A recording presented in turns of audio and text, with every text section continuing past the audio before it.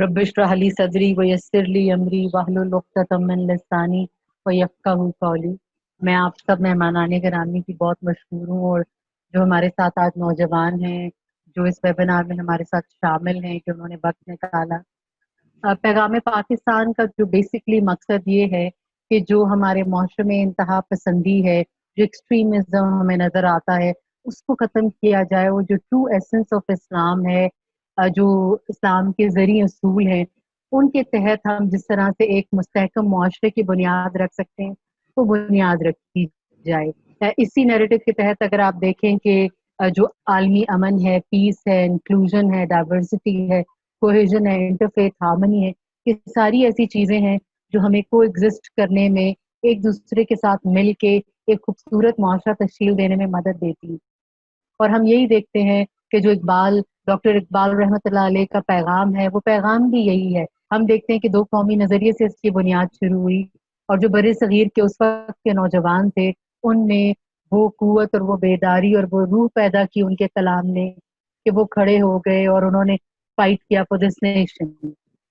आज जब हम इस हाइब्रिड वॉरफेयर से गुजर रहे हैं, तो बहुत सारी ऐसे चैलेंजेस हैं, बहुत सारी ऐसी चीज़ें हैं जिनसे हमें जूझना पड़ रहा है, जो कि अब पुराने ज़माने में जैसे होता था कि Wars they were fought with weapons, वो वाली सिचुएशन नहीं रहेगी। तो ऐसे में हमारे नौजवानों का किरदार क्या होगा? ऐसे में इकबाल का जो यूनिवर्सल फ़लसफ़ा है, जो उनका पैगाम है इंसानियत के लिए, नौजवानों के लिए, वो कैसे हमारे लिए लाएअमल बन सकता है? जैसे कि वो खुद कहते हैं कि हम अपने नौजवानों की खुद ही को बेदार करें, उन्हें समझाएं कि वो खुद हैं क्या, and they can pave the way forward. खुद ही को कर बुलंद इतना कि हर तकदीर से पहले खुदा बंदे से खुद पूछे, बता तेरी रजा क्या है। और इसी फलसफे को हम आज अपने नौजवानों के साथ शेयर करने की एक काविश है, एक कड़ी है, जो हमने ये वेबिनार की सूरत में शुरू की। और इसमें हम चाहते क्या हैं कि जो हमारा इतना कैपिटल है यूथ का, माशाल्लाह पाकिस्तान में, पूरी दुनिया में हम देखते हैं कि हमारे पास ये सबसे बड़ी दौलत है।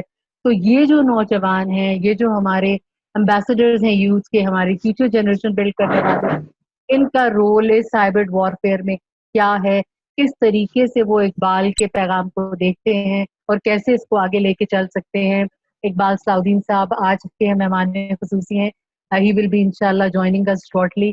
उससे पहले मैम आयशा यहाँ पे हमारे साथ मौजूद है, हमारी मोअज़्ज़ज़ मेहमान है। मैं बहुत खुशकिस्मत हूँ कि मैम ने सरपरस्ती हमारी जो ली, और आज इस महफिल में हमारे साथ शामिल है। आप एकेडमियन हैं और जो दबिस्तान इकबाल है उसके साथ भी मुंसलिक हैं। तो मैम ओवर टू यू, आप कुछ इब्तिदाई कलमात कहेंगी तो फिर इंशाल्लाह हम अपने स्टूडेंट्स की जानिब चलेंगे। Over to ma'am Ayesha.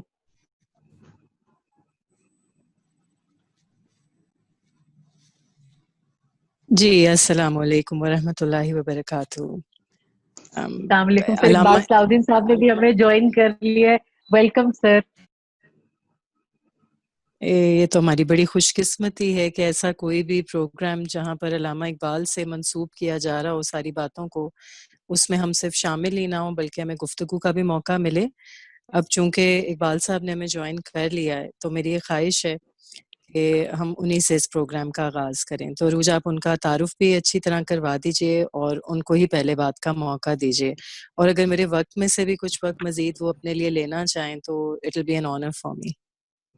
जबरदस्त। हमारे साथ सर इकबाल सलाउद्दीन साहब मौजूद हैं, इंटेलेक्चुअल हैं, एंटरप्रेन्योर हैं, और दबिस्तान इकबाल के नाम से एक बहुत खूबसूरत इदारा चला रहे हैं, जहाँ पे हमने अभी जो बात की इकबाल के पैगाम को वो आगे लेके चल रहे हैं।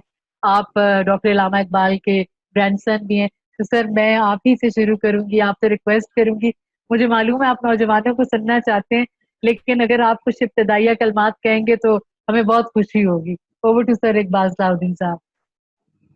Assalamu alaikum. Thank you for having me on this program. मैं तो बल्कि ये समझ रहा था कि इस दफा के ये हमें इन नौजवानों को ही सुनने, बल्कि इनके I would like to know कि इनके क्या व्यूज हैं और ये किस तरह देखते हैं पाकिस्तान की जो पास्ट की डेवलपमेंट्स हैं, प्रेजेंट हैं, how do they C themselves stepping into the future, and जो इनके इश्यूज हैं वो किस तरीके से वो रिलेट करते हैं پاکستان کے یہ جو بانیان ہیں ان کی تھاٹ کے ساتھ. سو بہتر ہوگا کہ ہم ان سے سنیں بجائے کہ ہم ہر پروگرام میں ان کے اوپر ہم ایک لیکچر جو ہے وہ میرے خیال میں تو آپ ان سے بچوں سے کہیں ذرا ان کو بھی پتہ لگے نا ان کو ڈائریکشن ان کی کیا جا رہی ہے. جی سر بالکل انشاءاللہ. آج تو ہمارا ارادہ بھی یہی ہے کہ بچے بہت زیادہ مستفید ہو سکیں آپ کے نالج سے, اور جو آپ نے بات کی کہ وہ کیا سوچتے ہیں اقبال کے کلام کے حوالے سے اور پاکستان کی پریویس ہسٹری, اور آگے میں کوئکلی چاہوں گی میم عائشہ سے بھی کہ وہ بھی کچھ ابتدائیہ کلمات کہہ دیں تو پھر ہم بچوں کی جانب چلیں گے. بہت شکریہ.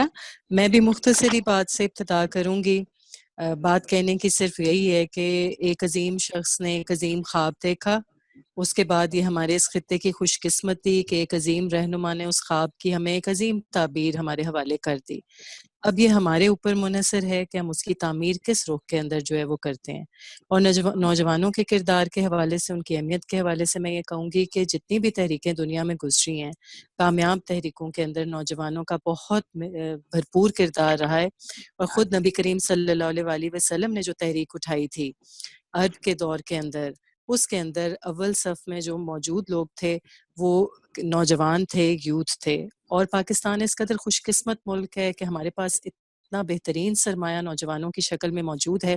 ہاں حالات سخت ہیں, ہاں بہت سی مشکلات ہیں, ہاں بہت پریشانی ہے, بہت مشکل ہے, لیکن یہ نوجوان انشاءاللہ ہمارے لیے امید کی ایک ایسی کرن ہے جو ان ساری مشکلات اور ان ساری سختیوں کے باوجود اس سے ہمارے لیے نکلنے کا سہارا بنیں گے.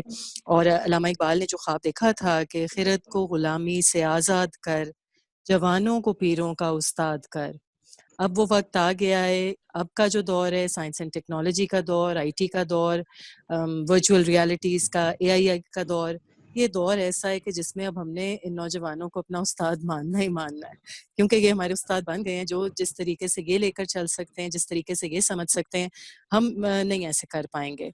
دوسرا بس یہ میں کہوں گی نوجوانوں کو کہ آپ نے آلریڈی خودی کی بات کی ہے. علامہ اقبال کا ایک بہت بڑا ویژن ہے خودی کے بارے میں. علامہ اقبال کا بہت بہترین نظریہ ہے, ویژن ہے نوجوانوں کے بارے میں. علامہ اقبال ایسے غیور, ایسے غیرت مند, ایسے جرت مند, ایسے لیڈرشپ کوالٹیز والے ایسے نوجوان دیکھنا چاہتے ہیں جو اللہ اور اس کے رسول صلی اللہ علیہ وسلم سے عشق رکھنے والے ہیں, جو اپنے دین سے عشق رکھنے والے ہیں, جو انسانیت سے عشق رکھنے والے ہیں, جو ایسے نوجوان ہیں, ان کے کردار ایسے ہیں کہ جو تمام جتنے بھی اندھیرے پھیل جائیں اس میں سے نکالنے کے لیے کوئی نہ کوئی راستہ نکال لیتے ہیں. ان کا ویژن ایسا ہے کہ وہ آسمانوں پہ کمان ڈالنے کی کوششیں کرتے ہیں لیکن ان کے قدم زمین پر جمے رہتے ہیں. وہ ایسے مرد مجاہد ہیں جو مسلسل جدوجہد کرتے رہتے ہیں. ان کی زندگیوں میں جھپٹنا پلٹنا اور پلٹ کر جھپٹنا, بس یہی سلسلہ چلتا رہتا ہے. اور ہر پریشانی, ہر تنگی ان کو اور زیادہ اونچا اڑانے کا سبب بن جاتی ہے. وہ ایسے ریزیلینٹ نوجوان ہیں کہ وہ ہر مشکل میں اپنا راستہ بنا لیتے ہیں اور مزید مضبوطی کے ساتھ جو ہے وہ ابھرتے ہیں. اور میں بس نوجوانوں کو چونکہ وہ موجود ہیں, واقعی میں سننا چاہوں گی کہ ان کے پاس ہمارے لیے کیا وے فارورڈ ہے, کیسے وہ سب کچھ دیکھتے ہیں. صرف ایک پیغام کے ساتھ علامہ کی زبانی, تو اپنی سرنوشت اب اپنے قلم سے لکھ, تو اپنی سرنوشت اب اپنے قلم سے لکھ, خالی رکھی ہے خامہ حق نے تیری جبیں, یہ نیل گوں فضا جسے کہتے ہیں آسماں, ہمت ہو پرکشا تو حقیقت میں کچھ نہیں, بالائے سر رہا تو ہے نام اس کا آسماں, زیرے پر آ گیا تو یہی آسماں زمین. تو نوجوان جس چیز کا عزم کر لیں گے, جس چیز کا ارادہ کر لیں گے, جو ٹھان لیں گے, وہ انشاءاللہ کر گزریں گے. اور مجھے پوری امید ہے ہمارے نوجوان ہم سے زیادہ بہتر طریقے سے اس وطن کی تعمیر کے اندر, اس کی ترقی کے اندر, اس کو ایک خوشحال پرامن پاکستان بنانے کے اندر اپنا کردار ادا کریں گے. Thank you very much. Amin ma'am, بہت خوبصورت کلمات سے آپ نے ہمیں نوازا, اور جو ویژن تھا اس کو اس خوبصورتی سے آپ نے جو ایکسپلین کیا. ہم جانتے ہیں کہ as a third world country we have lot of challenges, بہت سارے مسائل ہیں, بہت ساری مشکلات ہیں, لیکن ان مشکلات میں بھی اپرچونٹیز ہیں اور وہ ہمیں تلاش کرنی. اور اقبال خود اس کے لیے کہتے ہیں کہ نہیں ہے نا امید اقبال اپنی کشت ویراں سے, ذرا نم ہو تو یہ مٹی بڑی زرخیز ہے ساکی. اس کے ساتھ میں اپنے اسٹوڈنٹس کی جانب چلوں گی جیسے مجھے حکم ہوا ہے.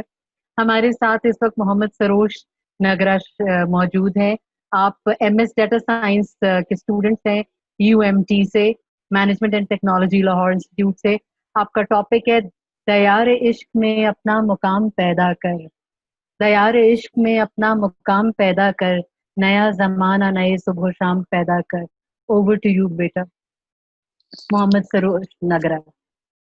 अस्सलाम वालेकुम ma'am, thank you for this opportunity. मेरा नाम मोहम्मद सरोज नागरा है और नागरा, एमएस ओके डेटा बेटा। साइंस का जी। और बचपन में हमने स्कूल के निसाब में इकबाल की कुछ नज़में पढ़ी थी, लेकिन कभी समझी नहीं तब। तो अब आकर जब दुनियावी मुश्किलात से कुछ हद तक वाकिफ हो गया हूँ तो काफ़ी हैरानी होती है जब ये अशार समझने की कोशिश की मैंने कि दयार इश्क में अपना मुकाम पैदा कर, नया ज़माना नए सुबह शाम पैदा कर। काफ़ी मुझे अजीब लगा कि सियालकोट जैसे एक छोटे से शहर में कैसे एक इंसान ने इतना बड़ा ख्वाब देखा और फिर उस ख्वाब को पूरा भी किया। सियालकोट से लाहौर और लाहौर से इंग्लिस्तान तक के सफ़र में मतलब इतनी कामयाबियाँ और शायर मशरिक़ का लक़ब हासिल करना, ये वो इंस्पिरेशन है जिसको मैं समझता हूँ कि हमें 2020 में सबसे ज़्यादा ज़रूरत है हमारी कौम को। क्योंकि ऐसे वक़्त में जब हमारा तालीमी निसाब, हमारी ज़हनियत, हमारे गोल सब मगरिबी लोगों के तय किए हुए हैं। जितनी कुव्वत, जितना कैलिबर हमें है, हमें फॉलोअर्स नहीं, हमें लीडर्स बनना चाहिए।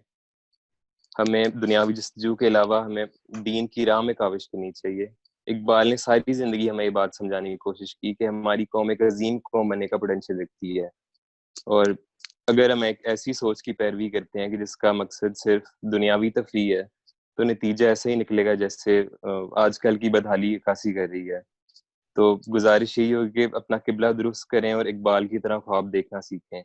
जैसे मुझे बहुत खुशी हुई कि जब आगे एक मैडम ने कहा कि वो इकबालियात में पीएचडी परस्यू कर रही हैं। तो ये वो कामयाबी कि हम निसाब भी खुद सेट कर रहे हैं और हम तालीम भी हासिल कर रहे हैं उसमें। और जैसे फोर्थ इंडस्ट्रियल रेवोल्यूशन में आयशा कह रही थी कि आर्टिफिशियल इंटेलिजेंस वगैरह, तो इसमें नॉलेज का तब तक कोई फायदा नहीं होगा जब तक एक विजन ना हो। तो ये विजन हमारे नॉलेज को एक पॉजिटिव डायरेक्शन देगा और तब ही हमारी यूथ एक उस लेवल पे जा सकती जहाँ पे इकबाल ने सोचा था। और 2020 में मतलब इकोनॉमिक वाइज, हेल्थ वाइज हम एक बहुत इंफीरियर कंडीशन में है और हमें एक विजन की जरूरत है कि जब हम एक कौम बने और तरक्की करें और एक कम बैक करें इस सारे सिनेरियो से। तो thank you so much for this opportunity.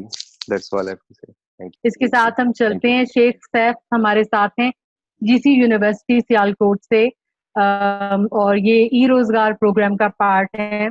इनका टॉपिक है वही जहां है तेरा जिसको तू करे पैदा, ये संगो खिश्त नहीं जो तेरी निगाह में है। तो over to you Sheikh Saif. चलें जब तक शेख सैफ अपना कनेक्शन ठीक कर रहे हैं, let's move to the next speaker. और टिल द टाइम एंड क्या ये कनेक्शन ठीक हो जाता है तो फिर हम इनको दोबारा साथ ले लेंगे। हफ्जा तारिक साहिबा हैं, यूनिवर्सिटी ऑफ LCWU से, फोर्थ सेमेस्टर की इंग्लिश लिटरेचर की स्टूडेंट है। उकाबी रूह जब बेदार होती है जवानों में, नजर आती है उनको अपनी मंजिल आसमानों में। तो हफ्सा तारिक साहिबा की तरफ हम चलते हैं। Hafsa, are you there? अस्सलाम वालेकुम, मेरी आवाज सुन पा रहे हैं सब? Yes, go ahead please.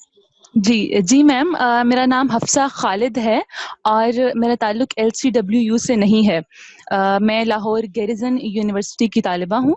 Political science में MS in psychology, clinical psychology कर रही हूँ। ओके बेटा, thanks for correction, please go ahead. Yes ma'am, सबसे पहले तो बहुत शुक्रिया इंटर यूनिवर्सिटी कंसोर्शियम का भी, पैगाम पाकिस्तान का भी और दबिस्तान इकबाल का भी, और कि मुझे मौका दिया। और नवासा इकबाल हमारे लिए इंतहाई मोहतरम हमारे सामने मौजूद हैं, हमारे साथ मौजूद हैं। उनके सामने उन्हीं के नाना के कलाम के ऊपर गुफ्तगू करना इंतहाई जो है वो मेरे लिए फ़ख्र की बात भी है और गाइडेंस भी उम्मीद है मिलेगी। लेकिन मेरा जो टॉपिक है, आलम है फ़कत मोमिने जांबाज की मीरास, मोमिन नहीं जो साहिबे लौलाक नहीं है। मैंने जब भी अल्लामा इकबाल को पढ़ा है, जितना पढ़ा है एक तालिबा होने की हैसियत से, उनका जो तसव्वुर मर्द मोमिन है वो मुख्तलिफ अशार के अंदर दिखाई देता है। लेकिन ये शेर मेरा फेवरेट शेर भी है और इसके अंदर अगर मैं इसकी वजाहत में जाऊँ तो जो मुझे समझ आता है वो ये है कि ये कायनात फ़कत मर्द मोमिन की मीरास है जो अपनी जान पर खेल जाने का हौसला रखता है। और جو دوسرا مصرع ہے مومن کی تعریف جو انہوں نے بیان کی، میرے نزدیک مومن کی تعریف یہ ہے کہ جو حضور پیغمبر اسلام صلی اللہ علیہ وسلم کے اسوہ حسنہ سے قلب و روح کو منور کرے اور اس طرح وہ مقام لولاک کا فیضان حاصل کرے. اور جب میں نے صاحب لولاک کی وضاحت جانی تو جو حدیث قدسی ہے اس کا ایک ذکر جو ہم نے پڑھی بھی، اور میں نے جب اس کی وضاحت میں مزید کھوج کی تو حدیث قدسی ہے کہ ارشاد ربانی ہے لولاک لما خلقت افلاک، کہ اے یہاں مراد لولاک سے محمد صلی اللہ علیہ وسلم، اگر تو نہ ہوتا تو میں یہ آسمان پیدا ہی نہ کرتا، یعنی یہ جہان پیدا ہی نہ کرتا، جو کہ ہم سب کا ایمان ہے کہ حضور نبی کریم صلی اللہ علیہ وسلم کو پیدا کرنے کے پیچھے جو مقصود ہے وہ یہی ہے کہ اگر نبی اکرم صلی اللہ علیہ وسلم کو اللہ پیدا ہی نہ کرتا، اس حدیث کی روح سے یہی ہمیں معلوم ہوتا ہے، تو یہ جہان ہی پیدا نہ کرتا. تو اس شعر میں جو پس منظر ہے نا، وہ ایک تو مومن کی ڈیفینیشن ہے کہ مومن کیا ہے اور مومن کے اندر کون سی خصوصیات ہونی چاہیے. عالم کیا ہے؟ عالم مومن جانباز کی میراث کیوں ہے؟ فقط مرد مومن کی میراث کیوں ہے؟ اور پھر دوسرے ہی مصرے کے اندر مرد مومن کی ایک طرح سے تعریف جو بیان ہوئی ہے، جو میری سمجھ میں آتا ہے کہ مرد مومن وہ ہے جو حضور صلی اللہ علیہ وسلم کی اسوہ حسنہ سے جو ہے وہ اپنے قلب و روح کو منور کرتا ہے اور تبھی وہ مقام لولاک کا فیضان حاصل کرتا ہے. مرد مومن کی اگر جو اصطلاح انہوں نے جگہ جگہ بیان کی ہے، جس کے بارے میں مختلف لوگوں کی رائے آتی ہے، کوئی کہتا ہے کہ مولانا روم کا مذہب ہے، کوئی کہتا ہے کہ یہ نیٹشے کے خیالات سے لیا گیا ہے، جس طرح اس کا سپر مین تھا. اقبال نے بھی ایک مرد مومن کی اصطلاح جو ہے وہ اس سے متاثر ہو کے کی ہے، لیکن مجھے ان سے اختلاف ہے، کیونکہ جس سپر مین کی وہ بات کرتے ہیں، نیچے کے خیالات جو ہیں جس سپر مین کی وہ بات کرتے ہیں، اس کے اندر تو یہ خصوصیات اس کی نہیں ہیں. مرد مومن ایک ڈفرنٹ چیز ہے. اس کے اندر تو تکبر ہے، قوت ہے اور دوسروں سے اپنے آپ کو اعلیٰ جاننا ہے. لیکن اقبال کا مرد مومن عاجز ہے، خودی والا ہے. ٹھیک ہے، اپنی ذات جو مجھے سمجھ آتی ہے کہ یہ خودی والا ہے لیکن پھر بھی عاجز ہے. اور اطاعت الہی، ضبط نفس، نیابت الہی، جو اس کے مراحل علامہ اقبال نے خود ہی کے جو مراحل بیان کیے ہیں، وہ تو ہرگز نیچے کا سپرمین مجھے نہیں لگتا. مرد مومن ایک اقبال کا پیور خالصتاً اسلامی فلسفہ بھی ہے، لیکن ملاؤں سے ہٹ کر جو ایک مسجد کے ممبر اور وہ ملا کا خیال تھا کہ مرد مومن کیا ہے، اقبال نے ان سے بہت ہی ڈفرنٹ اور بہت ہی خوبصورت جو ہے ہمیں ایک کانسیپٹ دیا ہے کہ مرد مومن ہی آخر کیا ہے. اگر میں نے اس کی مزید تفسیر میں جب پڑھا جانا بطور طالبہ، تو اقبال کا مرد مومن جو ہے وہ تو جو جہان ہے اس کی تسخیر اگر ہم قرآن سے بھی دیکھیں تو اللہ تعالیٰ نے انسان کو، اپنے اس خلیفہ کو، اپنے نائب کو یہ جہان تسخیر کرنے کا کہا ہے. اور اقبال کا مرد مومن کی خصوصیت دیکھیں کہ اقبال کا مرد مومن یہ جو کائنات ہے اس کی قوانین کا اسیر نہیں ہے، بلکہ وہ کائنات کو اسیر کرنے والا ہے، اس کے قوانین کو اسیر کرنے والا ہے. اور اس کے وہ نہ تو وقت کا شکار ہوتا ہے، اور بلکہ اگر ہم اقبال کے اس مرد مومن کی مزید وضاحت جانیں جس طرح میں نے جانی ہے، تو وہ اقبال کا جو مرد مومن ہے وہ ہر چیز اس کے تابع ہے. ایون وقت بھی اس کے تابع ہے.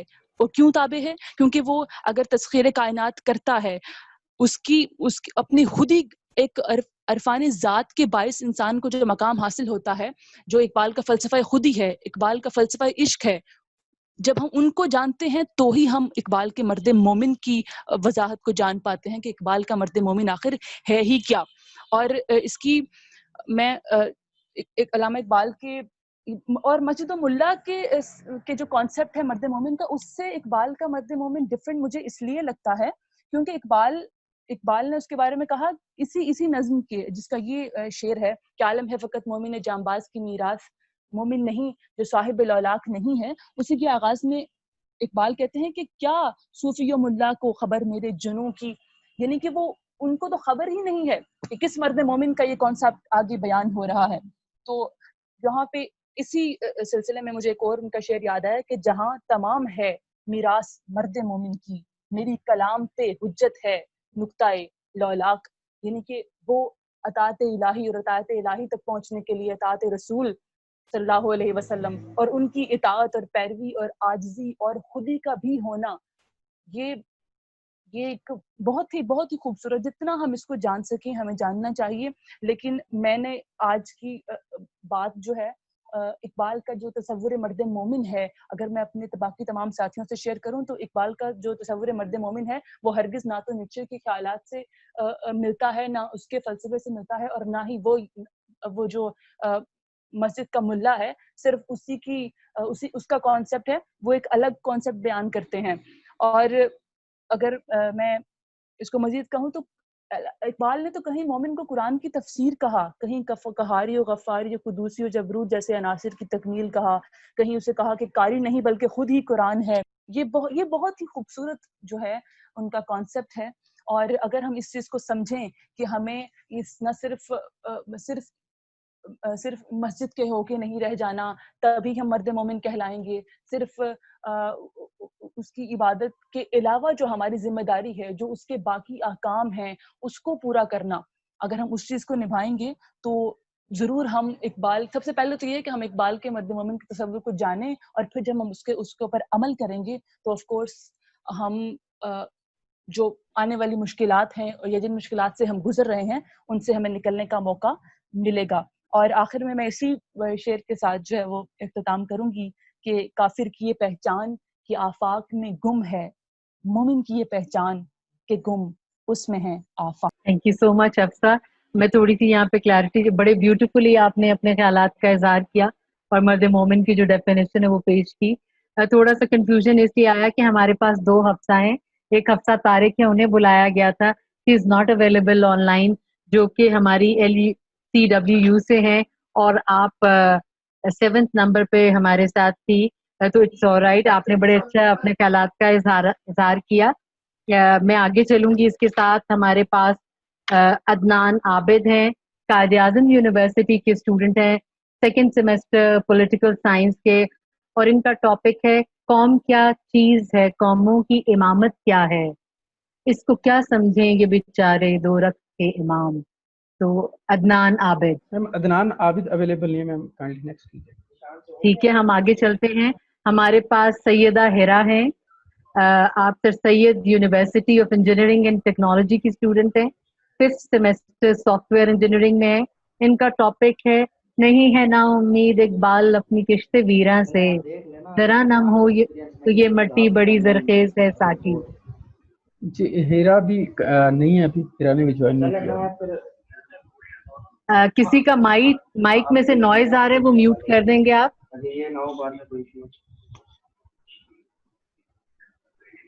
جی مائک میں نے کر دیے، میوٹ کر دیے سارے. جی ٹھیک ہے. ہبا ہیں یہاں پہ. جی میں سیکوینس میں بلاتی ہوں، میرے پاس سیکوینس ہے. زہیب عالم ہے ہمارے پاس، جی ہیں موجود. زہیب عالم ہے GC یونیورسٹی لاہور سے، یہ ماسٹرز کر رہے ہیں اردو میں، اور ان کا ٹاپک ہے تو ہی ہے ناداں چند کلیوں پر کنات کر گیا، تو ہی ناداں چند کلیوں پر کنات کر گیا، وگرنہ گلشن میں علاج تنگ یہ داماں بھی ہے. تو over to you Adnan. Zohaib. بہت شکریہ میڈم. سب سے پہلے تو عرض کرتا چلوں کہ مجھے خوشی ہے کہ میاں اقبال صلاح الدین صاحب ہمارے ساتھ موجود ہیں، اور ان جیسی نابغہ علم ہستی کے سامنے بات کرنا بہت مشکل ہے، لیکن بہرحال جتنا اقبال کو میں نے سمجھا ہے، کیونکہ میں GC یونیورسٹی سے میرا تعلق ہے اور یہ اقبال کا ادارہ بھی ہے، تو میں ایموشنلی بھی بہت اٹیچڈ ہوں اقبال کے فلسفے کے ساتھ، کیونکہ میں نے بہت ساری ڈسکشن وہاں پہ GC یونیورسٹی میں بھی اکثر کی ہیں. تو جہاں تک اس شعر کا تعلق ہے جو میں نے عنوان کے طور پہ دیا ہے کہ تو ہی ناداں چند کلیوں پر کنات کر گیا، ورنہ گلشن میں علاج تنگ داماں بھی ہے. اس شعر میں ایک لفظ ہے چنگی داماں. یہ 2 ایسے الفاظ ہیں جو اس شعر کی گرہیں کھولتے ہیں. اور میں یہ سمجھتا ہوں کہ اقبال کی شاعری کو ریٹوریکل انداز میں پڑھ کے گزر جانا، اب ہمیں اس سے آگے آنا چاہیے، اور جو ہم خودی کا تصور یا مرد مومن کا یا دوسرے تصورات ہیں، میرا اس بارے میں نظریہ یہ ہے کہ ان کو بجائے کام کرنا چاہیے، اور اقبال کے فلسفہ کہاں یہ جو خواندہی کرتا ہے خرابیوں کی، اور ہمیں اس کو ٹھیک کرنا چاہیے، درست کرنا چاہیے۔ تو میں اس سلسلے میں عرض کرتا چلوں کہ یہ جو شعر ہے، تو ہی ناداں چند کلیوں پر کنات کر گیا، ورنہ گلشن میں علاج تنگی داماں بھی ہے۔ یعنی اقبال کا جو فلسفہ ہے، اقبال کے بہت سارے فلسفوں میں سے ایک فلسفہ یہ بھی ہے کہ نوجوان جو ہے اسے کسی چیز پر قناعت نہیں کرنی چاہیے۔ اگر وہ علم حاصل کر رہا ہے، علم کے میدان میں علم کے موتی چن رہا ہے، تو اسے بجائے کہیں ٹھہر جانے کے مزید چیزیں کھنگالنی چاہیے، اسلامی تاریخ پڑھنی چاہیے اسے۔ ہم بطور نوجوان جو مختلف یونیورسٹیز میں اپنے مختلف کورسز پڑھتے ہیں، ان کے ساتھ ساتھ ہمیں اسلامی تاریخ بھی پڑھنی چاہیے، جن کے بارے میں علامہ صاحب نے کہا تھا کہ کتابیں اپنے آبا کی جو دیکھیں ان کو یورپ میں تو دل ہوتا ہے 30 پارہ، تو وہ 30 پارے جو اقبال کا دل ہوتا ہے وہ ہمارے آبا کی کتابوں کو شیخ محی الدین ابن العربی کی اور دوسرے جو ہمارے ائمہ ہیں اور دوسرے جو جابر بن حیان ہے، ابن الہیشم ہے، جتنے بھی ہمارے سائنس کے میدان میں کام کرنے والے ہیں، آرٹس کے میدان میں کام کرنے والے ہیں، لٹریچر کے میدان میں کام کرنے والے ہیں، جتنے بھی زندگی کے فنون ہیں، ان کی کتابیں جب اقبال یورپ میں دیکھتے ہیں تو ان کا دل سی پارا اس لیے ہوتا ہے کیونکہ ہمارے ہاں علم کا اس قدر فقدان ہے کہ میں ڈاکٹر عبدالسلام صاحب کا ایک انٹرویو سن رہا تھا، تو وہ کہہ رہے تھے کہ جو لائبریری ہے وہ اتنی ضروری ہے نوجوان کے لیے کہ آپ کو 3 سیڑھیاں بھی لائبریری کے لیے نہ چڑھ کے جانا پڑے۔ آپ کے کتاب آپ کی دسترس سے اتنی قریب ہونی چاہیے، علم آپ کے اتنا قریب ہونا چاہیے کہ آپ کو اس کے لیے 3 سیڑھیاں بھی نہ چڑھنی پڑے۔ ہمارے ملک کا مسئلہ یہ ہے کہ ہمارے ملک میں لائبریریز کو بہت زیادہ ہماری ایکسیس سے بہت دور کر دیا گیا، اور جو لائبریریز ہیں ان میں کتابیں جدید نہیں ہیں، نئی نہیں ہیں۔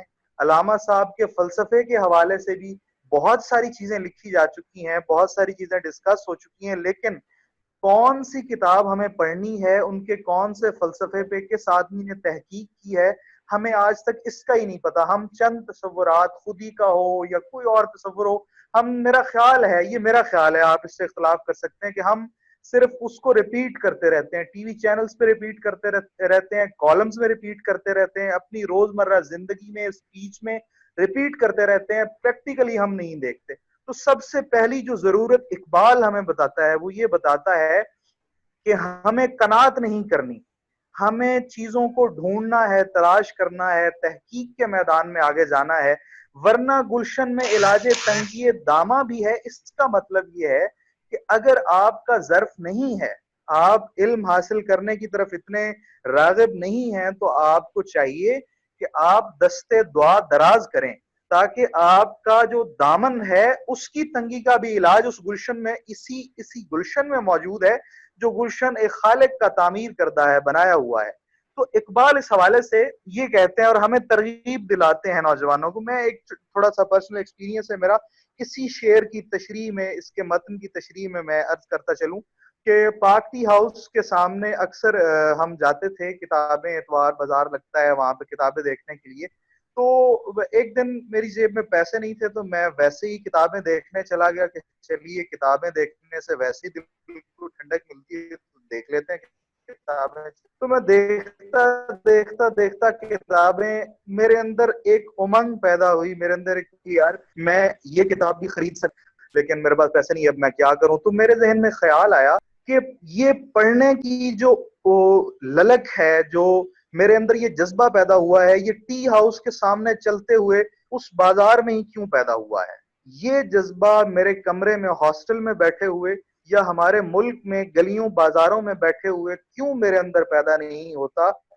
مجھے ایک خاص ماحول کا محتاج کیوں ہونا پڑا ہے؟ تو پھر میرے ذہن میں یہ بات آئی کہ ہم جب گلیوں بازاروں میں پھرتے ہیں تو ہمیں میمز بنانے کی ہمیں مختلف چیزوں پہ جوک کرنے کی تحریک ملتی ہے, ہم ایک دوسرے کو دیکھ کے بہت مذاق اڑاتے ہیں چیزوں کا, سنجیدہ چیزوں کو بھی مذاق اڑاتے ہیں, لیکن ہمیں پڑھائی کی ترغیب نہیں ملتی. ہمارا جو دامن ہے وہ اتنا تنگ ہو چکا ہے کہ اس میں علم کے چند موتی یا چند کلیاں بھی نہیں آتی. تو یہ افسوس ہے, علامہ افسوس کرتے ہیں. اسی لیے انہوں نے نوجوانوں کے لیے جو نظم لکھی اس میں کہا تھا انہوں نے کہ اگر چاہوں تو نقشہ کھینچ کر الفاظ میں رکھ دوں, مگر تیرے تخیل سے فزوں تر ہے وہ نظارہ. یعنی ہم ابھی اس نظارے کو دیکھ ہی نہیں پاتے, ہم اس نظارے کو دیکھنے کے قابل, ہماری چشم بینا, ہماری جو چشم نابینا ہو چکی ہے وہ اس نظارے کو دیکھنے کے قابل ہی نہیں رہی جو نظارہ اقبال کہتے ہیں کہ میں لفظوں میں کھینچ سکتا ہوں. لفظ میں وہ نظارہ کھینچا جا سکتا ہے جو آپ کی عقل میں, آپ کے خیال میں, آپ کے شعور میں رائج ہو چکا ہو, تصور پا چکا ہو, جگہ بنا چکا ہو. لیکن ہمارے ذہن میں وہ نظریہ جگہ تو کیا بنائے گا, بلکہ ہم ابھی اس نظریے کی تلاش میں بھی نہیں نکلے, ہم اس رستے پر بھی نہیں نکلے. تو اقبال بنیادی طور پہ نوجوانوں کے حوالے سے یہ نوحہ کرتے نظر آتے ہیں, اور میرا خیال ہے ہمیں ضرورت ہے کہ ہم اقبال کے فلسفے کو پریکٹیکلی دیکھیں, بجائے اس کے کہ ہم اس لائن کی طرح جو کسی بھی واقعے کے اوپر ٹی وی پہ چلتی ہے کہ اس واقعے پہ ہم شدید مذمت کرتے ہیں. مذمت کا مجھے آج تک مطلب سمجھ نہیں آیا, نہ کبھی مذمت کے لفظ نے میرے دل میں کوئی دھڑک پیدا کی ہے کہ یہ واقعہ ہو گیا زہیب تو آپ کا مذمت ہو رہی. ٹائم ختم ہو چکا ہے کافی اوپر, آپ اس کو وائنڈ اپ کیجیے گا پلیز. جی بالکل بالکل, میں وائنڈ اپ کر رہا ہوں. جی بالکل. تو بنیادی طور پہ یہی ترغیب ہے جو اقبال ہمیں دلانا چاہتے ہیں. تو اس حوالے سے ہمیں ان کو پڑھنا چاہیے, پریکٹیکلی دیکھنا چاہیے. آپ سب کا بہت شکریہ, میڈم آپ کا بہت شکریہ, اور میں اجازت چاہتا ہوں. Thank you so much. Thank you so much Zohaib, آپ نے ڈیٹیل میں اپنے خیالات کا اظہار کیا. ہمارے ساتھ فرا دیبا ہیں, government college women university Sialkot سے, اور آپ کا ٹاپک ہے ہر ایک مقام سے آگے مقام ہے تیرا, ہر ایک مقام سے آگے مقام ہے تیرا, حیات ذوق سفر کے سوا کچھ اور نہیں. فرا دیبا صاحبہ کی طرف چلوں گی میں. السلام علیکم. السلام علیکم. مجھے آج نہایت خوشی ہے کہ میں جی سی ویمن یونیورسٹی سیالکوٹ کی ایک طالبہ کی حیثیت سے سیالکوٹ کے ہی ایک عظیم سپور ڈاکٹر محمد اقبال کے خیالات کا اظہار کرنے کی سعادت حاصل کر رہی ہوں. اس کے ساتھ ہی میں ڈاکٹر شبیر حسین کی شکر گزار ہوں کہ انہوں نے اور آپ سب نے مل کر اس مایوسی کے دور میں بزم اقبال کی شمع روشن کی. اور بالخصوص علامہ اقبال نے مجھے ایک شعر یاد آ رہا ہے سر الدین اقبال کو دیکھ کر. اقبال نے ایک دفعہ کہا تھا کہ مجھ کو بھی تمنا ہے کہ اقبال کو دیکھوں کہ اس کی جدائی میں بہت اشک پہچانے. میرا خیال ہے کہ اگر ڈاکٹر علامہ اقبال سر الدین اقبال کو دیکھ لیتے تو یقیناً ان کی یہ تمنا پوری ہو جاتی, کیونکہ میں جب بھی آپ کو دیکھتی ہوں کہ ایسا ہی لگتا ہے کہ میں علامہ اقبال سے دل میں شفا مل رہی. تو بہت شکریہ جناب الدین اقبال صاحب کو بلانے کے لیے. میں ایک دفعہ پھر قابل کا بہت شکریہ ادا کرتی ہوں. تو موضوع کی طرف آتے ہیں کہ درویش بے گرین, عاشق رسول, زندہ دل مومن, سخن گو فلسفی, بندہ اسلام, شاعر مشرق. حکیم علامہ اقبال کے والد محترم نے ایک دفعہ آپ سے کہا تھا کہ بیٹا میں نے تمہارے پڑھانے لکھانے میں جو محنت صرف کی ہے اس کا میں تم سے صلہ چاہتا ہوں, اور وہ یہ کہ اسلام کی خدمت کرنا. اس عظیم بیٹے نے باپ کا حساب ایسا چکایا کہ دنیا اس وقت سے لے کر اب تک آپ کو ثابت کر رہی ہے. کوئی تشبیہ, کوئی ستارہ, کوئی کنایا ایسا نہیں ہے جہاں اقبال نے اپنا پیغام نہ رکھ دیا ہو. پھول کی پنکھڑی میں, کانٹے میں, ساقی کے ساغر میں, مغنی کے ساز میں, ساز کے تار میں, ہوا میں, آسمان میں, وہ ہر جگہ اپنا پیغام دکھائی دیتا ہے کہ نوجوان کہیں بھی مایوس نہیں ہوتا, بلکہ فرش پر رہنے والا اپنے آپ کو عرش پر محسوس.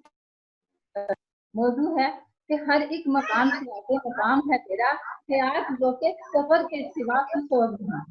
یہ شعر پڑھتے ہی قرآن پاک کی سورہ 3 کی آیت میرے ذہن میں آتی ہے کہ لقد خلقنا الانسان فی احسن تقویم، بے شک ہم نے انسان کو بہترین شکل میں پیدا کیا، اور اس بہترین انسان کے لیے بہترین راہ عمل ہمیں قرآن پاک نے بھی بتا دیا۔ اور یہ علامہ اقبال کی شاعری میں خود اور عشق کی صورت میں ہمارے سامنے آتا ہے، اور علامہ اقبال کی اپنی شاعری دو کے سفر کی ایک عظیم الشان داستان ہے۔ اسی دو کے سفر کی ابتدائی منزل میں جسے وہ حقیقت منتظر کہتے ہیں، مجازی لباس میں دیکھنے کی تمنا کرتے ہیں، اور جہاں ہزاروں سجدے اس کی جبین نیاز میں تڑپ رہے ہیں، لیکن اس کے ساتھ ہی یہی خودی جب اپنی ابتدائی منزل پر جاتی ہے تو خدا سامنے ہے لیکن وہ اس کو دیکھنے کی تمنا نہیں کرتا،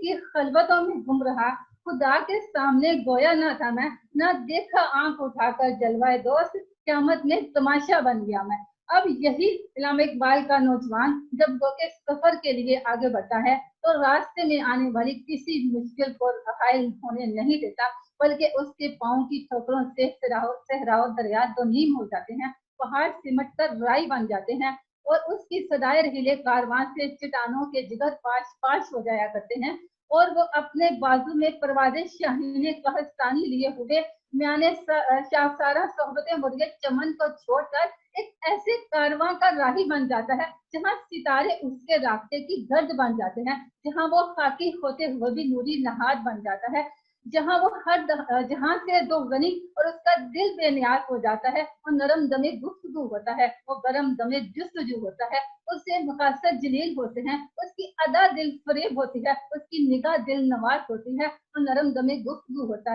ہے اور گرم دمے جستجو ہوتا ہے، رسم ہو یا بزم ہو، وہ پاک دل و پاک باز ہوتا ہے، جہاں تک کہ عقل کی منزل بن جاتا ہے، عشق کا حاصل بن جاتا ہے، حلقہ آفاق میں گرمی محفل ہو جاتا ہے، جہاں تک کہ موت بھی سامنے آئے تو وہ اسے پرے کا کی حیثیت نہیں دیتا، بلکہ یوں گویا ہوتا ہے کہ موت کو سمجھے ہے غافل اختتام زندگی ہے یہ شام زندگی صبح دوام زندگی، او اگر خود نگر خود در و خود بھی خودی، یہ بھی ممکن ہے کہ تو موت سے بھی نہ مر سکے۔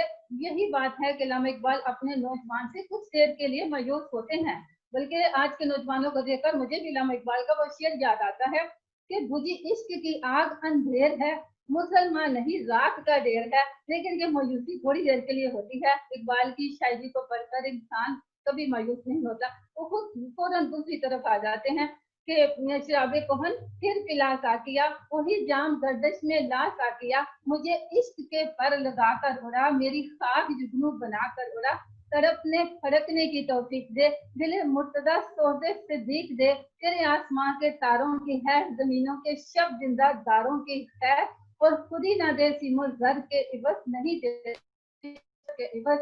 علامہ اقبال کی پوری شاعری وانجے درا سے لے کر ارمغان حجاز تک ان کے دو کے سفر کی عظیم الشان داستان پیش کرتی ہے، جہاں وہ مومن کو اس کا مقام یاد دلاتے ہیں اور فرماتے ہیں کہ مومن کے جہاں کی حد نہیں ہے، مومن کا مقام ہر کہیں ہے، اور بڑے جا یہ کوہ گراں توڑ کر طلسم زمان و مکان توڑ کر جہاں اور بھی ہیں ابھی بے نمود کے خالی نہیں ہے، ہر ایک منتظر تیری یلغار کا، تیری شوقی فکر و کردار کا، تو ہے فاتح عالم خوب و زشت تجھے بلکہ اقبال تو کہتے ہیں کہ نہ تو زمین کے لیے ہے نہ آسمان کے لیے، جہاں ہے تیرے لیے تو نہیں جہاں کے لیے۔ اور مایوسی کے بعد پھر ایک دم سے جو ہے وہ ہمیں جی اٹھنے کی تلقین کرتے ہیں اور فرماتے ہیں کہ پھر سلیما کی نظر دیتی ہے پیغام خروش ہے کہ لا ساقی شراب خانہ ساز، پھر دکان تیری ہے لبریز مہ ناؤ نوش، پھر دلوں کو یاد آ جائے گا پیغام خروش، پھر جبین ناز حرم سے آشنا ہو جائے گی۔ بہت شکریہ۔ بہت شکریہ دیبا، بہت ہی خوبصورتی سے آپ نے اپنے خیالات کا اظہار کیا۔ ہم چلیں گے انیسہ داؤد کی طرف، LCWU سے ہیں، 4th semester BS political science کی اسٹوڈنٹ ہیں اور اقبال کے طاہر لاہوتی پہ بات کریں گی۔ Anisa, are you with us؟ السلام علیکم۔ I'm Anisa Daud. Oh, آج میں جس ٹاپک پہ گفتگو کروں گی وہ ہے طاہر لاہوتی اور اقبال. مطلب اقبال کے نزدیک طاہر لاہوتی کون ہے؟ تو اور پہلے میں اقبال کے بارے میں تھوڑا بتاتی چلوں کہ میرے نزدیک اقبال ایک ایسی ہستی ہے کہ انہوں نے تمام زمانوں کو تسخیر کر لیا. اب جو آنے والے زمانے ہیں اور جو ان کے بعد آئے ہیں وہ سارے زمانے ان کے ہیں. ان کی شاعری ایسی ہے کہ وہ بار بار پڑھے جانے کے قابل ہے اور میرے نزدیک اقبال ایک مرشد کی حیثیت رکھتے ہیں. تو جب بھی میں اقبال کی شاعری کو پڑھتی ہوں، کوئی ایک شعر بھی پڑھتی ہوں تو میرے اندر ایک نئی روح بیدار ہو جاتی ہے. تو اپنی گفتگو کا آغاز میں علامہ اقبال رحمۃ اللہ کے اس شعر سے کروں گی جو کہ ان کی کتاب بال جبریل سے لیا گیا ہے. اے طائر لاہوتی اس رزق سے موت اچھی جس رزق سے آتی ہو پرواز میں کوتاہی. علامہ اقبال رحمۃ اللہ نے ہمیشہ بلندی کا درس دیا ہے. ان کے نزدیک مسلمان کی منزل بہت بلند ہے، دنیا اس کی منزل نہیں. لیکن آج کا مسلمان اپنے مقام کو بھول چکا ہے. اس نے دنیاوی آسائشوں میں ڈیرے ڈال رکھے. اسے لگتا ہے کہ اس کی منزل یہی ہے، لیکن ایک مسلمان کی منزل خاک کیسے ہو سکتی ہے؟ اس نے تو دنیا کو تسخیر کرنا تھا اور ستاروں پہ کمندیں ڈالنی تھی. علامہ اقبال رحمۃ اللہ اپنے ایک شعر میں فرماتے ہیں، پرے ہے چرخے نیلی فام سے منزل مسلمان کی، ستارے جس گردے راہ ہوں وہ کارواں تو ہے. افسوس کہ آج کے نوجوان، آج کے مسلمان اپنی پرواز کو بھلا بیٹھا ہے. وہ طاہر لاہوتی تھا، وہ بہت بلند پرواز کرنے والا تھا، لیکن اس نے خود کو خاک نشین کر لیا.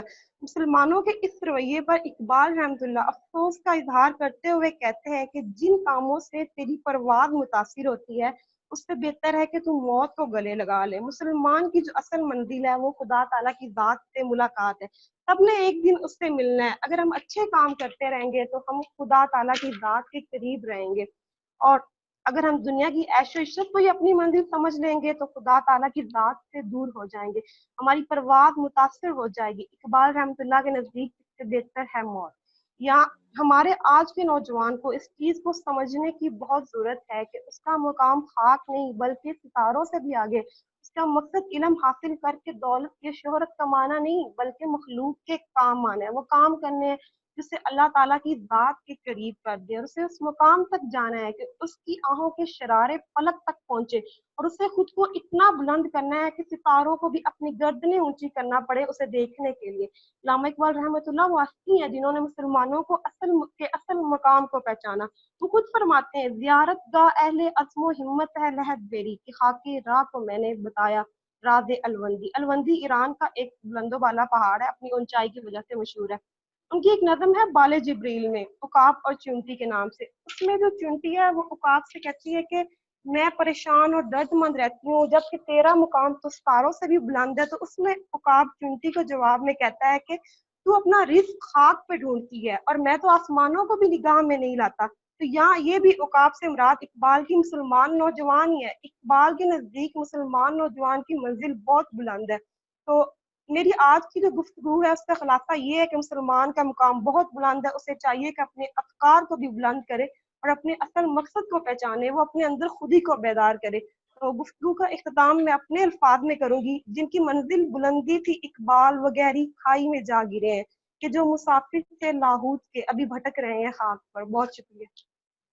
بہت شکریہ سدرا، اور آپ نے بڑی خوبصورت بات کی کہ زندگی کا جو اصل مقصد ہے اس کو ہم پہچانے، اور اقبال یہی چاہتے ہیں کہ آج کا نوجوان جو ہے وہ یہ جان پائے، خود ہی کو ڈسکور کر پائے، سیلف ایکچولائزیشن کی طرف جائے. ہم آگے چلیں گے. ہمارے پاس ساتھ مس سدرا ہیں، یونیورسٹی آف مالاکنڈ سے پولیٹیکل سائنس کی اسٹوڈنٹ ہیں. اقبال سیکولرزم پہ بات کریں گی. تو اوور ٹو سدرا. السلام علیکم. I'm Sidra. I'm a student of political science at the University of Malakand. آج جو جس ٹاپک پہ میں اپنے خیالات کا اظہار کروں گی وہ ہے اقبال اینڈ سیکولرزم. تو پہلے ہم تھوڑا سیکولرزم. میم میرے پاس ٹائم کتنا ہوگا؟ 5 منٹس ہے سب کے پاس. میں آپ کو پرومپٹ کر دوں گی جب ٹائم آپ کا آپ ہوتا ہے. اچھا صحیح ہے. تو اقبال سیکولرزم کے بارے میں کیا کہتا ہے؟ تو سب سے پہلے ہم یہ دیکھتے ہیں کہ سیکولرزم جو ہے وہ ایک ویسٹرن کنسیپٹ ہے جو کہ 17 سینچری میں ویسٹ میں اوریجنیٹ ہوا تھا، اور یہ ہمیں ایک اینٹی تھیسس کے طور پر ملا تھا تھیوکریسی کی، کہ جب عیسائیت میں جو ہے جو غلو کا عنصر ہے، جو مبالغہ کا عنصر ہے، وہ اپنے ایپکس پہ پہنچ گیا تھا، ایکسٹریم پہ پہنچ گیا تھا، تو ایک ریفارمسٹ موومنٹ شروع ہو جاتی ہے ان پوپس کے خلاف جو مذہبی اور سیاسی دونوں طرح سے لیڈ کر رہے تھے. تو ایک ریفارمسٹ موومنٹ شروع ہو جاتی ہے جس کے بعد ہمیں نیشن اسٹیٹ کا تصور ملتا ہے اور اسی کے ساتھ ساتھ سیکولرزم کا کنسیپٹ بھی ملتا ہے. تو سیکولرزم جو ہے یہ ایک پیراڈاکسیکل ٹرم ہے جس کی جو ڈیفینیشن ہے وہ وقت کے ساتھ ساتھ اور کنٹری ٹو کنٹری چینج ہوتی رہتی ہے. اگر ہم اس ٹائم میں دیکھیں تو اس ٹائم جب سیکولرزم کا تصور آ گیا نیشن اسٹیٹ کے ساتھ تو یہ کہا گیا کہ جو اسٹیٹ کی پبلک افیئرز ہوں گی، جو اسٹیٹ کی کلیکٹیو افیئرز ہوں گی، ان میں ریلیجن کا کوئی انٹرفیرنس نہیں ہوگا، ریلیجن کا رول اس میں نہیں ہوگا. اس طرح سے یہ بھی کہا گیا کہ secularism is the separation of church and state. اسی طرح سے یہ بھی کہا جاتا ہے کہ سیکولرزم جو ہے وہ separation of spirit and body ہے. اسی طرح سے ہم یہ بھی دیکھتے ہیں کہ سیکولرزم کے بارے میں یہ بھی کہا جاتا ہے کہ it is the elimination of religious discrimination ہے. اسی طرح اگر ہم دیکھیں تو آکسفورڈ ڈکشنری سیکولرزم کو اس طرح سے ڈیفائن کرتی ہے کہ secularism mean concerning with the affairs of war, non monastic, non religious and non sacred. تو اب انہی ڈیفینیشنز کو سامنے رکھتی ہوئی اب اگر ہم علامہ اقبال کی ویوز پہ آتے ہیں کہ علامہ اقبال سیکولرزم کے بارے میں کیا کہتا ہے، تو اکثر جو ہے اوپن ایک شعر جو ہے وہ کوٹ کیا جاتا ہے اس کے بارے میں کہ علامہ اقبال کہتا ہے کہ جلال بادشاہی ہو کہ جمہوری تماشا ہو، جداہدین سیاست سے تو رہ جاتی ہے چنگیزی. دوسری جگہ علامہ اقبال فرماتے ہیں سیاست نے مذہب سے پیچھا چھڑایا، چلی کچھ نہ پیر کلیسائی کی پیری، ہوئی دین دولت میں جسم جدائی، ہوش کی امیری ہوش کی وزیری. تو یہاں پر اقبال نے ریلیجن کی جو ایتھیکل آئیڈیلز ہیں اس کو سامنے رکھا ہے کہ جب پاور آتا ہے، جو رولرز ہوتے ہیں، جو پولیٹیشنز ہوتے ہیں، جو کنکررز ہوتے ہیں، وہ پارترسٹی ہوتے ہیں.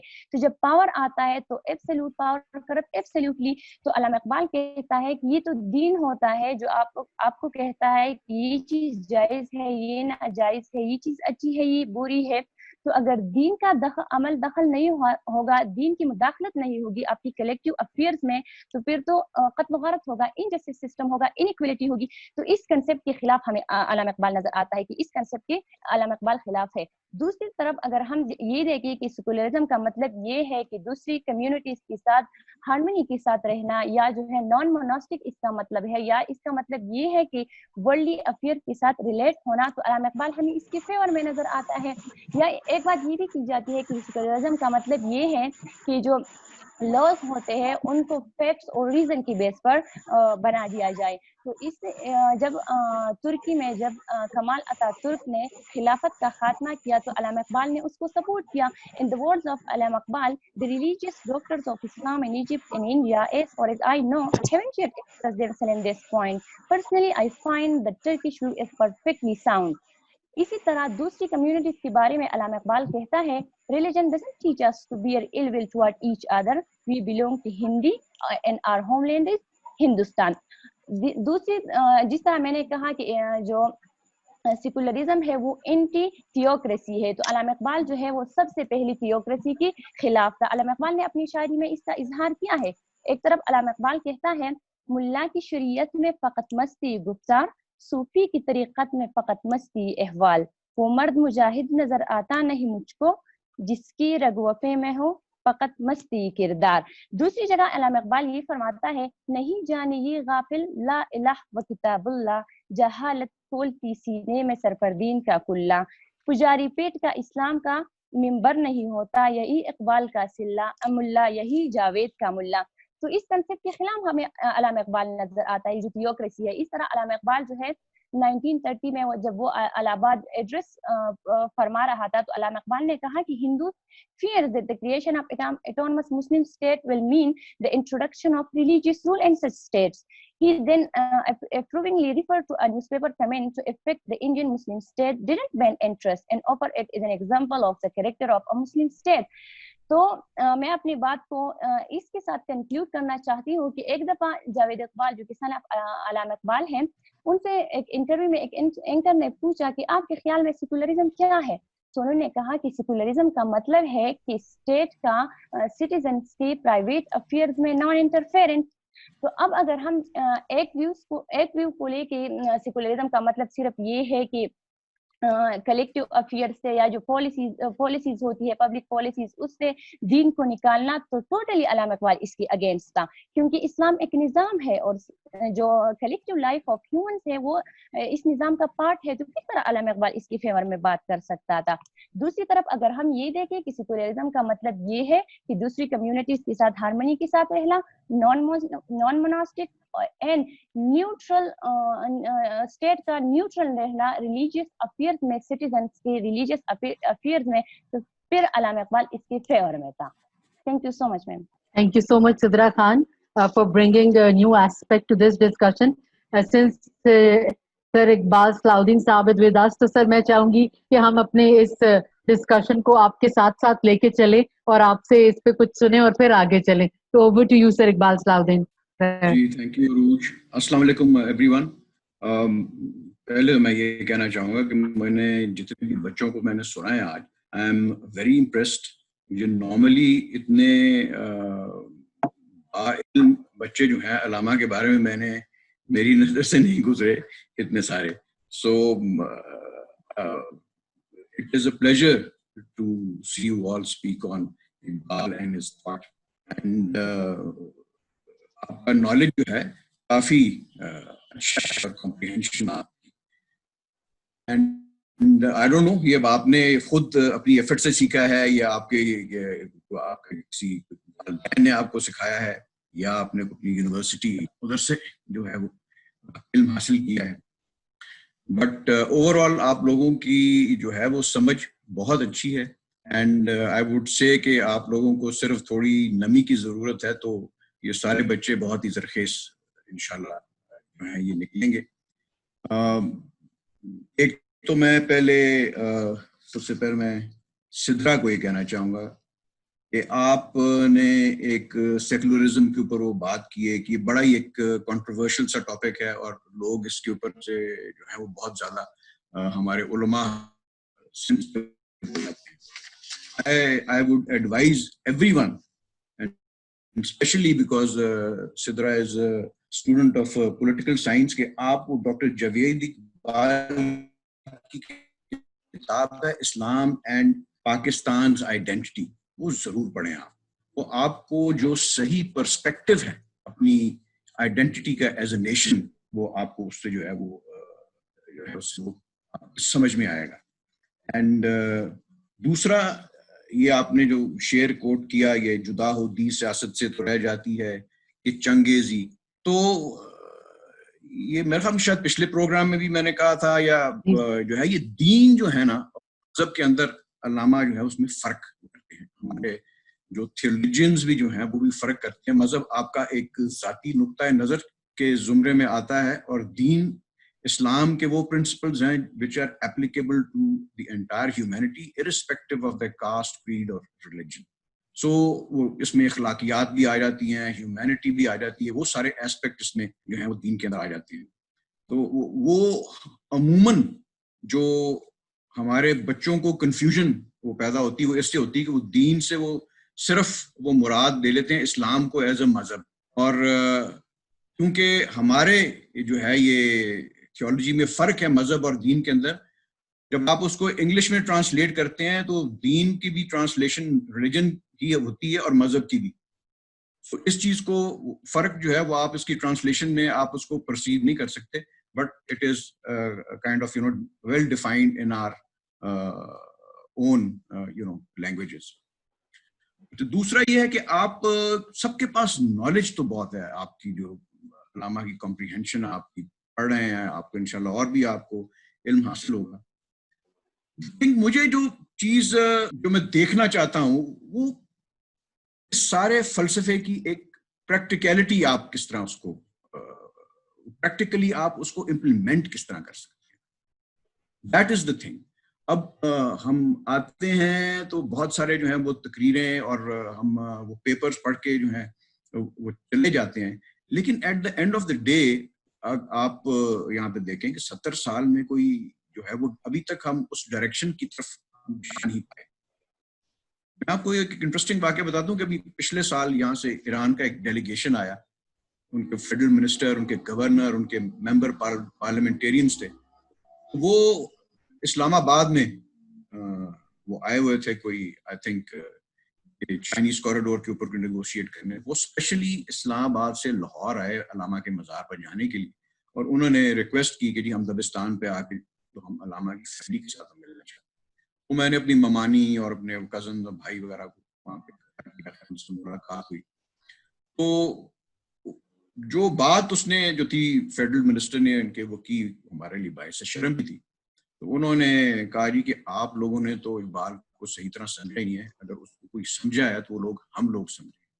So he means more to us than he means more to you, in which unfortunately he was very right about. اب وہ دیکھیں کس طرح جو ہے ان کے وہاں ان کے بچے کو جو ہے اس کی جو ہے وہ باقی ان کے شعراء کی نہیں, علامہ کی بھی اشعار جو ہیں وہ ٹیکسی والے کو بھی آپ وہ پوچھیں گے اس کو بھی پتا ہوگا کون. یہاں پہ تو آدھی اب نیشن کو پتہ ہی کوئی نہیں کہ اقبال کون تھا, قائد اعظم کون تھا. تو اس طرح کا سلسلہ. بٹ the thing is کہ یہ جو آپ وہ بات کرتے ہیں وہ مرد کامل بنانے کے لیے, اپنی پوٹینشیل نکالنے کے لیے, اس کو آپ یہ سوچیں کہ فرسٹ آف آل آپ کا پرابلم کیا ہے, why this thing has not been applied in our country, جن کی بیسس کے اوپر, ان کی فکر کی بیسس کے اوپر یہ ملک بنا.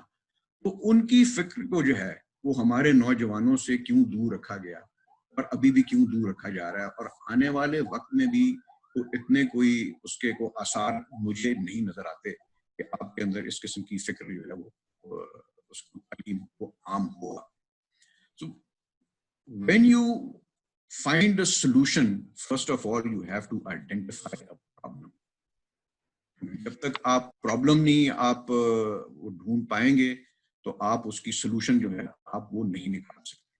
سو آج کا ایک تو میرا یہ مقصد تھا کہ میں آپ نوجوانوں کے آپ کے تاثرات میں سنوں, اور دوسرا میں آپ سے یہی پوچھنا چاہتا تھا کہ آپ کی نظر میں جو بھی آپ نے علم حاصل کیا ہے علامہ کی فلسفے یا فکر کے بارے میں, اور آپ کو کیا لگتا ہے کہ کس وجہ سے جو ہے وہ اس قسم کی جو سوچ ہے وہ آپ کے اندر وہ جو ہے وہ رائج نہیں کی جا سکتی. اینڈ یہ جتنی بھی آپ وہ بلندی کی بات کرتے ہیں بچے بچیاں کے مرد کامل اور وہ بلند پروازی اور finding your potential and everything, that eventually depends upon the national narrative, the vision of your leaders جن کو آپ کو چوز کرتے ہیں.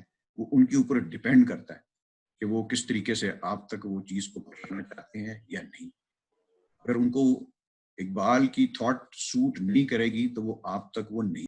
آپ یہ دیکھیں کہ آپ یہ ایک kind of I don't know ایک سیمی گورنمنٹ یا ایک پرائیویٹ انیشیٹو ہے یہ جو ہو رہا ہے اس وقت یہ ویب کے اوپر. آپ it's a very good initiative کہ سارے ملک سے آپ نے جو ہے وہ بچے بچیاں اکٹھے کی ہیں, اور اسی سے ایک وہ نیشنل کوہیژن بھی جو ہے اس کو فروغ ملتا ہے. But at the end of the day جو ہے کہ آپ اس کو پریکٹیکلی امپلیمنٹ کس طرح کریں گے اس سے, اور آپ کے ہرڈلز کیا ہیں. یہ بچیوں نے بڑی صحیح انہوں نے وہ پوائنٹ آؤٹ کیا, ملائیت ایک پرابلم ہے, اور دوسری ہے پھر آپ کی علماء نے ساری وہ بتائی ہوئی ہیں جو پرابلمس ہیں, اب ان کو آپ نے کس طرح ایڈریس کرنا. So this is what you should be kind of putting forward. اپنی تھنکنگ کریٹو کو لے کے آئیں, کوئی سولوشن نکال کے بتائیں. جی پہلے تو آئیڈینٹیفائی کریں کہ یہ پرابلم ہے اس سیکٹر کے اندر, اس انسٹیٹیوشن سے, اس فرقے سے, اس جو ہے وہ کائنڈ آف ایلیٹ کلاس ہے یا واٹ ایور جو بھی. پھر اس کے بعد آپ نے اس کو کس طریقے سے جو ہے ان کو ٹیکل کرنا ہے. یہ ایک یونیفائڈ ایفرٹ سے ممکن ہوگا, یہ otherwise at an individual level جو ہے وہ اب مشکل ہو گیا. تو میرے ذہن میں تو یہ ہے, کیونکہ میرے ہر وقت مجھے تو یہی ہوتا ہے کہ کس طریقے سے جو ہے آپ پریکٹیکلی اقبال کے ساتھ آپ کس طرح جو ہے وہ ریلیٹ کر سکتے ہیں. اب جہاں تک وہ مرد کامل کی جو ایک آخری حد تک کی ہم وہ بات کرتے ہیں ایک as an idea at the moment, تو وہ تو بڑی ہمیں ایک انسپائرنگ اور ایک بہت ہی ایک پاورفل چیز اور سم تھنگ جو کہ ہم ایکوائر اس کو کرنا چاہیں ود آر ایفرٹ وہ چیز لگتی ہے. لیکن وہ تو ابھی بہت ہی دور کی بات ہے. پہلے تو آپ یہ دیکھیں کہ آپ نے اپنے نوجوانوں کے اندر کس طرح کرنا. آپ کو کم از کم اگر آپ کا لیڈرشپ کا ویژن ٹھیک ہو تو آپ کو کم از کم ایک نہیں تو 2 جنریشن جو ہے آپ کو اس قسم کی جو ہے وہ تعلیم اور تربیت جو ہے آپ کو اپنے بچوں کو دینی پڑے گی. آپ کو جو ہے وہ ایک ایسا ماحول کریٹ کرنا پڑے گا جس کے اندر آپ اقبال کی ٹیچنگ کو آپ اس طرح کی فروغ دے سکیں.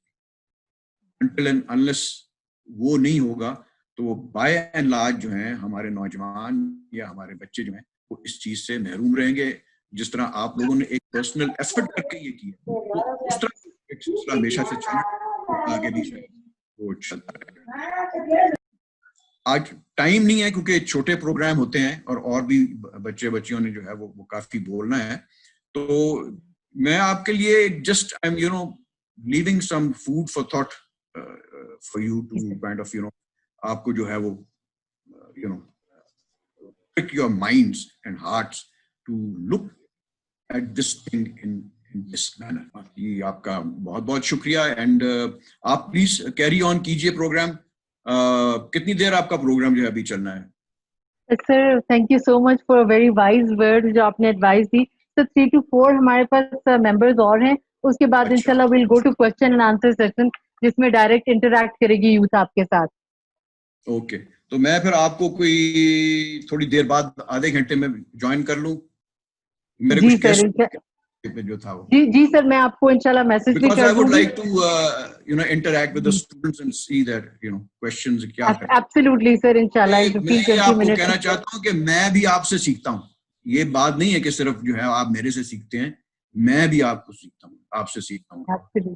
یہ جو ایک ڈائریکٹ انٹریکشن ہوتی ہے it gives both of us kind of an insight into our minds and how we think, and that is how you progress as a teacher and as a learner. انشاءاللہ تھوڑی دیر میں پھر آپ سے جو ہے thank you so much sir for your wise word. اتنی اچھی آپ نے بات چیت کی اور نوجوانوں کی اتنی حوصلہ افزائی کی, اور یہی ہم چاہتے ہیں کہ ہمارے نوجوان جو ہیں وہ اس چیز کو خود سمجھ پائیں. اور شیئرنگ سے ہی آپ جب اپنے خیالات کا اظہار کرتے ہیں جیسے سر نے کہا تو 2 طرفہ بات چیت ہوتی ہے اور پھر چیزیں زیادہ کھل کے سامنے آتی ہیں. اس کے ساتھ میں اپنی اگلی جو اسپیکر ہے ان کی طرف چلوں گی. اسامہ اعجاز ہیں قائد اعظم یونیورسٹی سے. یہ بھی پولیٹیکل بات نہیں, عثمان اعجاز صاحب ہیں, ان کو میسج کر دیجیے گا آپ. قائد اعظم یونیورسٹی سے پولیٹیکل سائنس ڈپارٹمنٹ سے ہیں اور انٹرنیشنل ریلیشنز پہ. ان کا ٹاپک ہے عقل و عشق اور اقبال کا فلسفہ. تو عثمان آپ کی طرف آ رہے ہیں, اپنا مائک انمیوٹ کریں گے آپ اور اپنے ٹاپک پہ ذرا خیالات کا اظہار کیجیے. اوور ٹو عثمان. السلام علیکم. اور پہلے تو میں سب کا شکریہ ادا کروں گا. آواز آ رہی میری؟ جی کلیئر آ رہی ہے, پلیز گو ہیڈ. اچھا تھینک یو میم. پہلے تو میں اس پلیٹ فارم کا شکریہ ادا کروں گا اور اپنی یونیورسٹی کا جنہوں نے مجھے اپنا ریپرزینٹیٹیو بنایا. اور پھر یہ کہ ابھی جس ٹاپک کو میں نے چنا, ظاہری بات ہے کہ میری یہ حیثیت نہیں کہ میں ایک عظیم شاعر کے فلسفے پہ گفتگو کروں, اور نہ ہی میں اس کا حق ادا کر سکتا ہوں. اقبال کے فلسفے کا فہم حاصل کرنے کے لیے ایک بس طالب علمانہ سے کوشش کی ہے, اور جو کچھ سمجھ میں آیا میں وہ سب سامعین کی خدمت میں پیش کروں گا, اور اگر کوئی کوتاہی یا کمی رہ جائے تو درگزر فرمائیں. اقبال کی شاعری سے پہلے عشق بھی شاعری کا موضوع رہا, مگر اقبال کے ہاں عشق کی نوعیت دوسری عشق یا شاعری سے مختلف ہے. اقبال کے ہاں عشق کا مفہوم وہی ہے جو مولانا روم کے ہاں ہے. اب جو میں نے شعر بھی دیا ہوا تھا, آپ نے شاید پڑھا نہیں, میں پڑھتا ہوں. صبح ازل یہ مجھ سے کہا جبرائیل نے, جو عقل کا غلام ہو وہ دل نہ کر قبول. اقبال کے ہاں عشق کا مقام و مرتبہ عقل سے بلند ہے.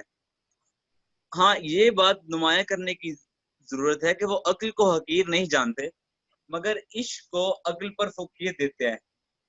اب ہر انسان کی زندگی کے کچھ مراحل ہوتے ہیں, اسی طرح اقبال کی زندگی کے مختلف فیزز آئے اور ہر فیز میں ان پر مختلف رنگ رہا. اقبال کی زندگی کا ایک مرحلہ ایسے بھی آیا جب ان پر صوفیانہ رنگ غالب رہا.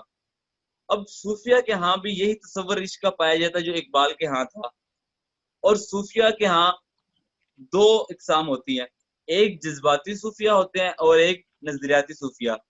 اب جو نظریاتی صوفیہ ہوتے ہیں وہ عشق کی توجہ عقل کی بنیاد پر پیش کرتے ہیں, جبکہ جذباتی صوفیہ عشق کو لافانی سمجھتے ہیں. اور اقبال جذباتی صوفیہ کے قریب معلوم ہوتے ہیں, لیکن اب جذباتی صوفیہ سے بھی اقبال کے اختلاف ہے, اور وہ یہ ہے کہ اقبال اپنے جسم کو بالکل فنا خیال نہیں کرتے, بلکہ اقبال کے ہاں یہ عشق اور ہی شکل اختیار کرتا ہے, اور وہ اس کو اپنی نظم عقل اور دل میں بیان کرتے ہیں. کہتے ہیں کہ عقل نے ایک دن یہ دل سے کہا, بھولے بھٹکے کی رہنما ہوں میں, ہوں زمین پر گزر فلک پہ میرا, دیکھ تو کس قدر رسا ہوں میں.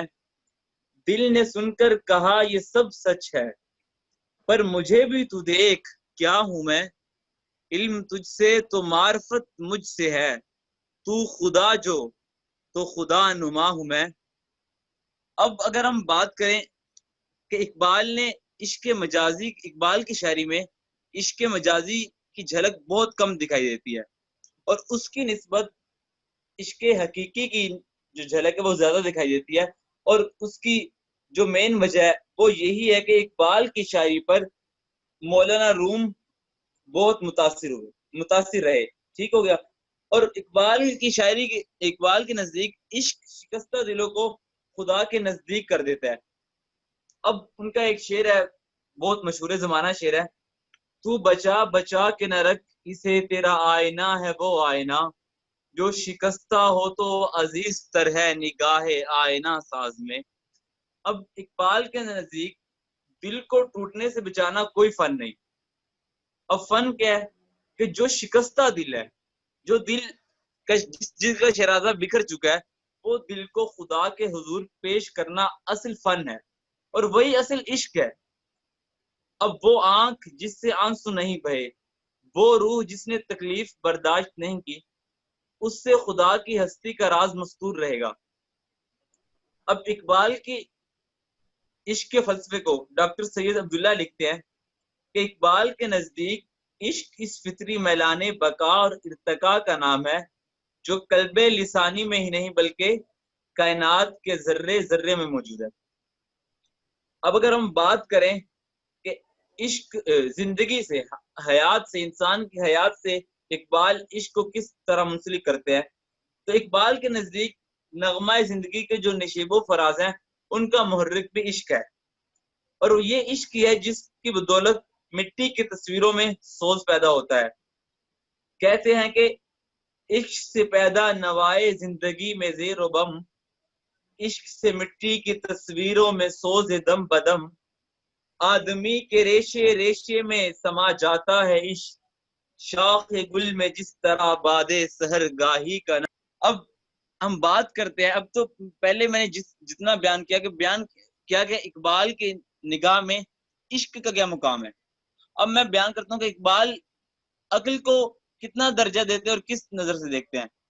اقبال کے فلسفے میں عقل سے مراد وہ استدلال ہے جو مادہ پرست مادیت کو برتر ثابت کرنے کے لیے استعمال کرتے ہیں. کہیں کہیں وہ عقل کو انسان میں شکوک و شبہات پیدا کرنے کا باعث سمجھتے ہیں, جو کہ انسان کے مقصد میں رکاوٹ کا باعث بنتی ہے, جسے ہم اگر اقبال کے فلسفے سے منسلک کریں تو یعنی کہ مومن کے مقصد میں رکاوٹ جو ہوتی ہے وہ عقل کہیں نہ کہیں ہو جاتی ہے. اس لیے وہ زور دیتے ہیں کہ مومن کا دل جب روحانیت اور عشق سے منور نہیں ہوگا تو اسے وہ مقصد حاصل نہیں ہوگا. عقل مادی جسم کی اور عشق جو ہے وہ روح کی علامت ہے. کہیں عقل فلسفہ اور منطق کا نام ہے, اور عشق جو ہے وہ صوفیہ کے روحانی جذبے کا نام ہے. اقبال عقل کے لیے کہتے ہیں کہ عقل گو آستان سے دور نہیں, عقل گو آستان سے دور نہیں, اس کی تقدیر میں حضور نہیں. علم میں سرور ہے لیکن یہ وہ جنت ہے جس میں حور نہیں. اب اقبال کا عشق حضرت محمد صلی اللہ علیہ وسلم کی ذات کے گھومتا ہے. ایک جگہ پر عشق و حضور اکرم صلی اللہ علیہ وسلم I think تھوڑا سا کنیکشن ایشو آ رہا ہے. یہ چیلنجز ہمیں فیس کرنے پڑتے ہیں جب ہم विजिटर जाते हैं। तो आवाज आ रही है आपको? Yes, you are मेरा ख्याल है loud and audible, please. नहीं, मैं तो अपने स्पीक मेरा ख्याल है शायद उनका कनेक्शन डिस्कनेक्ट हो गया है। तो हम मूव करते हैं, हमारी जो नेक्स्ट स्पीकर है उनकी तरफ चलते हैं। मेरा ख्याल है हफ्सा तारिक आ चुकी हुई है। काशिफ कंफर्म कीजिएगा। हेलो हिबा हमारे साथ मौजूद हैं, हिबा को अभी हम ले लेते हैं भाई। जी, ठीक है। जी कुछ सईदा हमारा हिबा कनेक्टिविटी का जी मैं बुलाती हूँ, 1 मिनट मुझे दीजिएगा। मैं सिर्फ ये चाह रही थी कि चेक कर लूँ क्योंकि कनेक्टिविटी का हमें इशू आ रहा है। हमारे साथ सैयदा हिबा है, sir Syed university of engineering and technology से इनका ताल्लुक है। 5th सेमेस्टर सॉफ्टवेयर इंजीनियरिंग की तालिबा हैं और इनका टॉपिक है नहीं है ना उम्मीद इकबाल अपनी किश्त वीरा से, जरा नम हो तो ये मट्टी बड़ी दरखेज है साकी। Over to you Hiba. Assalamu alaikum. Can you hear me? Ji, I can hear you. Please go on. Okay, I hope you are best in your health. Thank सबसे you. पहले तो मैं आपका ISC का शुक्रिया अदा करना चाहूँगी कि मुझे और मुझ जैसे स्टूडेंट्स को ऐसा बेहतरीन प्लेटफॉर्म फराहम किया। तो अब मैं अपनी स्पीच की तरफ बढ़ना चाहूँगी अगर आपकी इजाज़त हो। जी प्लीज। वो शाइरे मुसलमा, वो कौम का सहारा, वो रास्ता हमारा, वो राहबर हमारा, कुरान का मुफस्सिर, ईमान का मुबल्लिग, भड़का गया दिलों में इस्लाम का शरारा, नूरे यकीन मोहब्बत ज़ौक़े अमल का जज्बा, फिर चाहती हैं देखें आँखें वही नज़ारा। अल्लामा डॉक्टर सर मोहम्मद इकबाल रहमतुल्लाह अलैह, जो एक फ़लसफ़ी, एक मुफक्किर, इस्लामी दुनिया में हकीमुल उम्मत और शायर मशरिक, अर्ज़ पाकिस्तान के खालिक और कौमी शायर, मगर इकबाल इससे भी कहीं बड़े दर्जे पर फाइज हैं। न सिर्फ एक आफाकी शायर हैं बल्कि उनके अफकार जिसमें उनके खुतबात भी शामिल हैं, उन पर अगर तायराना नज़र डाली जाए तो हमें ये बात मालूम होती है कि इकबाल कौमों के बेहतरीन नफ्स शनासत हैं। इकबाल के अफकार पर तायराना नज़र डालने के बाद ये बात भी वाज़ा होती है कि इकबाल कौमों की तरक्की और इस्तेकाम को नौजवानों के किरदार, नौजवानों की काबिलियत से मशरूत करार देते हैं। यही वजह है कि इकबाल नौजवानों में सही इस्लामी जज्बा बेदार करने की कोशिशों में मसरूफ नजर आते हैं। वो नौजवानों से बहुत पुरुमीद नजर आते हैं, लिहाजा उनके ख्याल में किसी भी कौम का सासा जैसे कि उसके नौजवान, उसके तलबा और तालिबात होते हैं। तो आज के इस वेबिनार में जो उन्वान मैंने मुंतखब किया है वो है नहीं है ना उम्मीद इकबाल अपनी कश्ते वीरा से, नहीं है ना उम्मीद इकबाल अपनी कश्ते वीरा से, जरा नम हो तो ये मिट्टी बहुत दरखेज है साफी। यहाँ कश्ते वीरा से मुराद बंजर ज़मीन, ऐसी ज़मीन जिस पर बहार ना आई हो। उस वक्त जो उम्मत मुस्लिमा के हालात थे जिसमें पूरी उम्मत निढाल बदहाल नजर आ रही थी, इकबाल ने उस वक्त भी उम्मीद का दामन हाथ से ना छोड़ा और वो अपनी नौजवान नस्ल से बहुत पुरुमीद नजर आते हैं कि वो कहते हैं कि अगर हम जरा सा हिम्मत और हौसला बढ़ा दें, अगर हम अपनी उम्मत मुस्लिमा के इरादों को जरा पुख्ता कर दें, तो हम देखते हैं कि हमारी उम्मत मुस्लिमा की ये बदहाली और जवाल खुशहाली और कामयाबी में बदल जाए।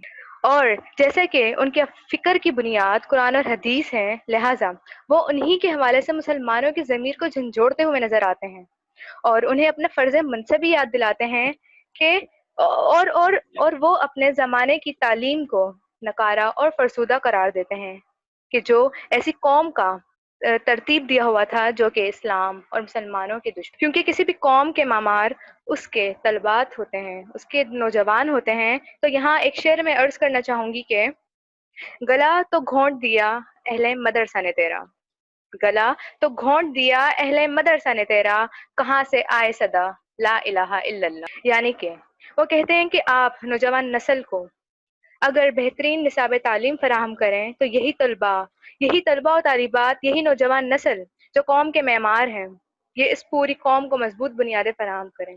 और इसी तरह अगर हम अपने नौजवान नस्ल का जज्बा जरा सा बेदार कर दें तो हम देखते हैं कि हमारी नौजवान नस्ल शाही से ऊंचा उड़ कर दिखाएगी। हम देखते हैं कि हमारी नौजवान नस्ल सितारों पर कमंद डालती हुई नजर आएगी और आसमां से आगे मजीद जहां ढूंढने में जरा देर ना करें।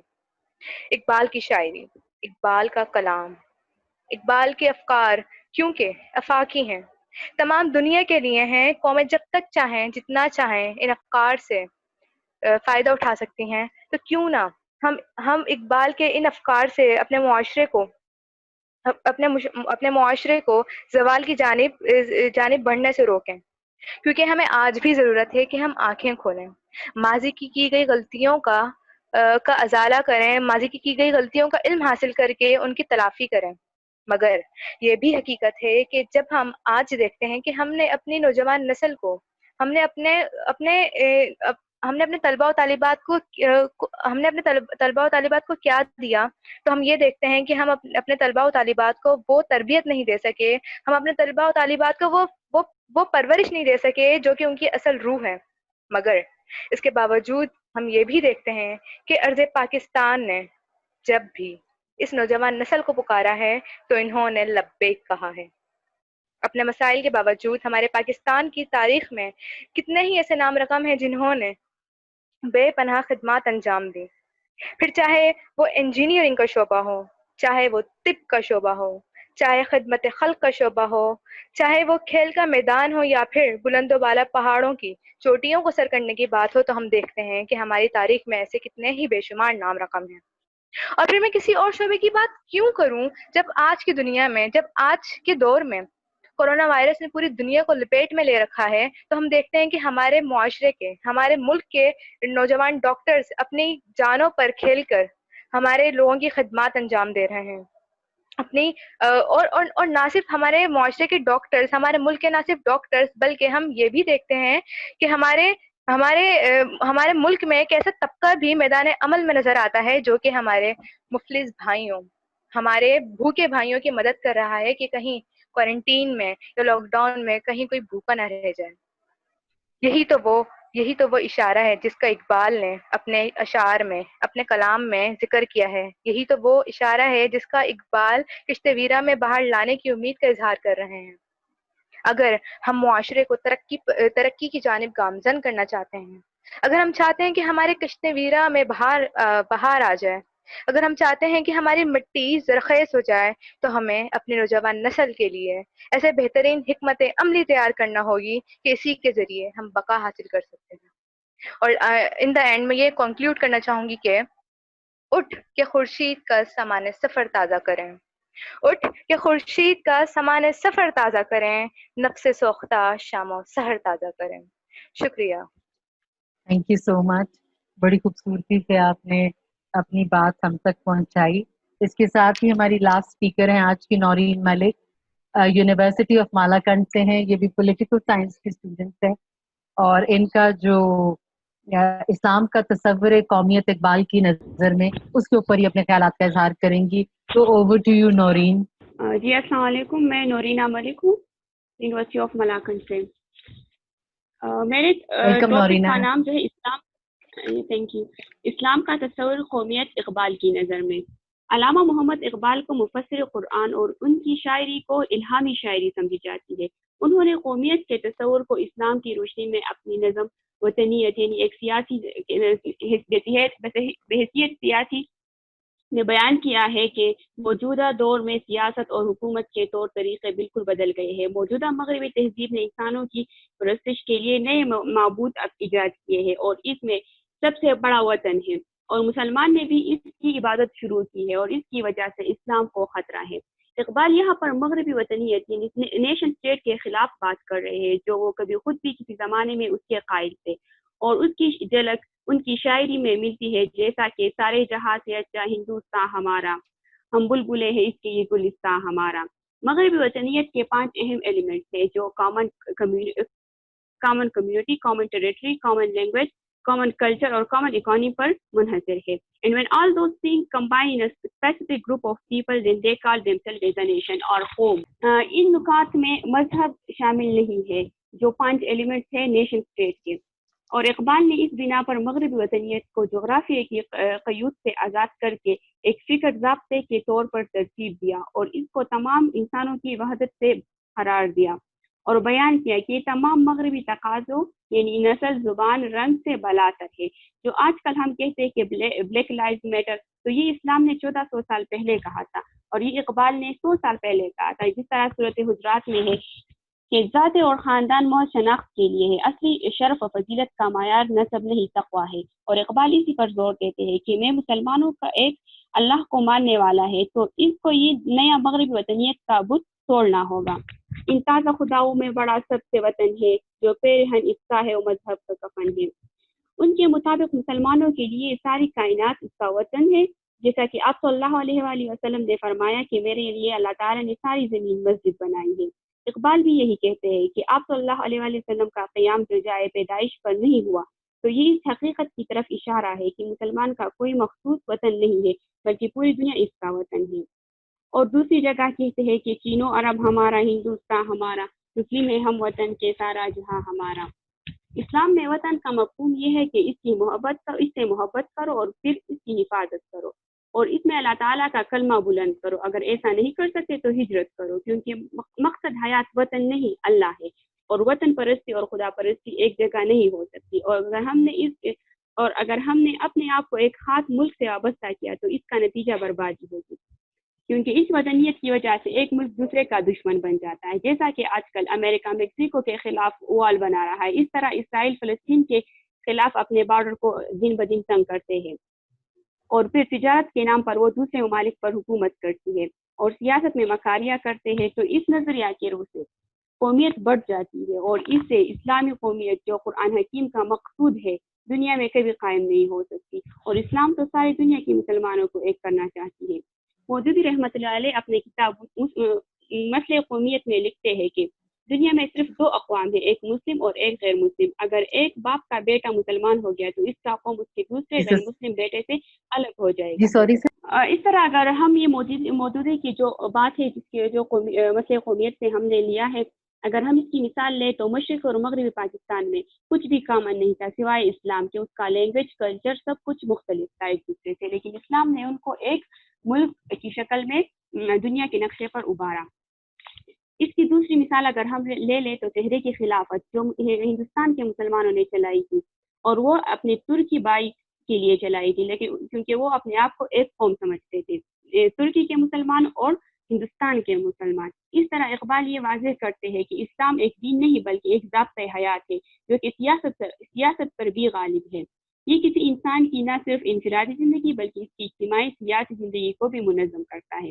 اسلام کے مطابق ہماری قومیت کی اساس نہ تو وطن ہے یعنی کہ ٹیریٹری، نہ زبان ہے، نہ اکانومی ہے، بلکہ مظاہر فطرت کے بارے میں ہمارے معتقدات کا سرچشمہ ہے.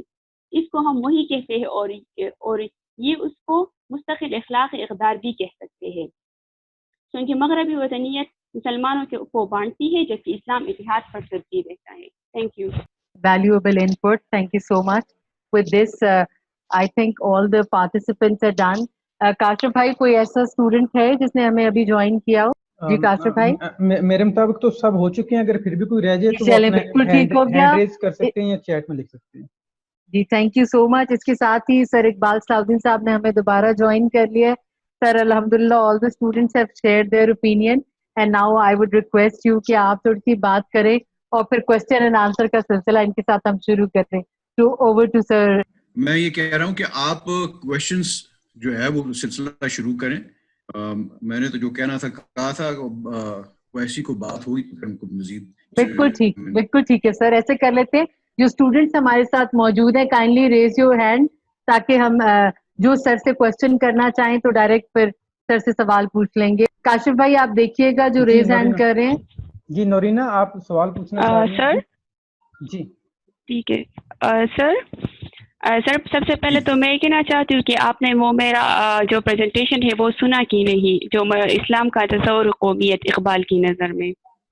جی وہ آئی ایم سوری، میرے کو گیسٹ ملک سے جانے تھے آج، تو اس وجہ سے مجھے آپ سے رخصت لینی پڑی تھوڑی دیر کے لیے. نورینا ریکارڈ ہو چکا ہے ہم سر کے ساتھ. سوری نورینا ریکارڈ ہو چکا ہے اور ہم سر کے ساتھ شیئر کر لیں گے. آپ کوشچن پوچھیے. آپ کوشچن پوچھ لیجیے نورینا اپنا. آپ نورینا کی مجھے ریکارڈنگ دیجیے نا, اس کے اوپر گروپ لگا دیجیے. جی سر انشاءاللہ will share it with you. Noreena سوال پوچھیے. سر میں آ رہی ہے میم؟ جو بیچ میں کٹ رہی ہے آپ کی آواز, لیکن میری آواز آ رہی ہے؟ جی آ رہی ہے بولیے. سر میرا کوشچن ہے کہ اگر علامہ اقبال وطنیت کے خلاف تھے, مین کے جو نیشن اسٹیٹ ہے اس کے خلاف تھے, تو پھر اس نے پاکستان کا خواب کیوں دیکھا تھا؟ کیونکہ پاکستان جو ہے وہ ایک اسپیسیفک, اس نے کہا تھا کہ اسپیسیفک ٹیریٹری اس نے ڈیفائن کی تھی کہ یہاں سے لے کر یہاں تک ایک ملک بننا چاہیے. اور علامہ محمد اقبال جو تھے اس کی شاعری میں اور سب میں وہ بعد میں جو ہے وہ نیشن اسٹیٹ کے خلاف تھے. تھینک یو جی, سر ول آنسر اٹ. اگر آپ یہ نیشن اسٹیٹ کی اگر آپ وہ ڈیفینیشن دیکھیں, جس کے جو دنیا میں نیشن اسٹیٹس ہیں وہ یا جغرافیکل باؤنڈریز کی وجہ سے ہیں, یا لینگویج کی وجہ سے ہیں, یا ریس کی وجہ سے ہیں. سارا یورپ بھی آپ وہ دیکھیں ان میں کتنا اسٹرانگ ہے ان کی اپنی وہ جو نیشنلٹیز ہیں, فرینچ کی اور جرمنس کی, اینڈ سپیریورٹی آف ریس کا ان کا جو سلسلہ چل رہا ہے.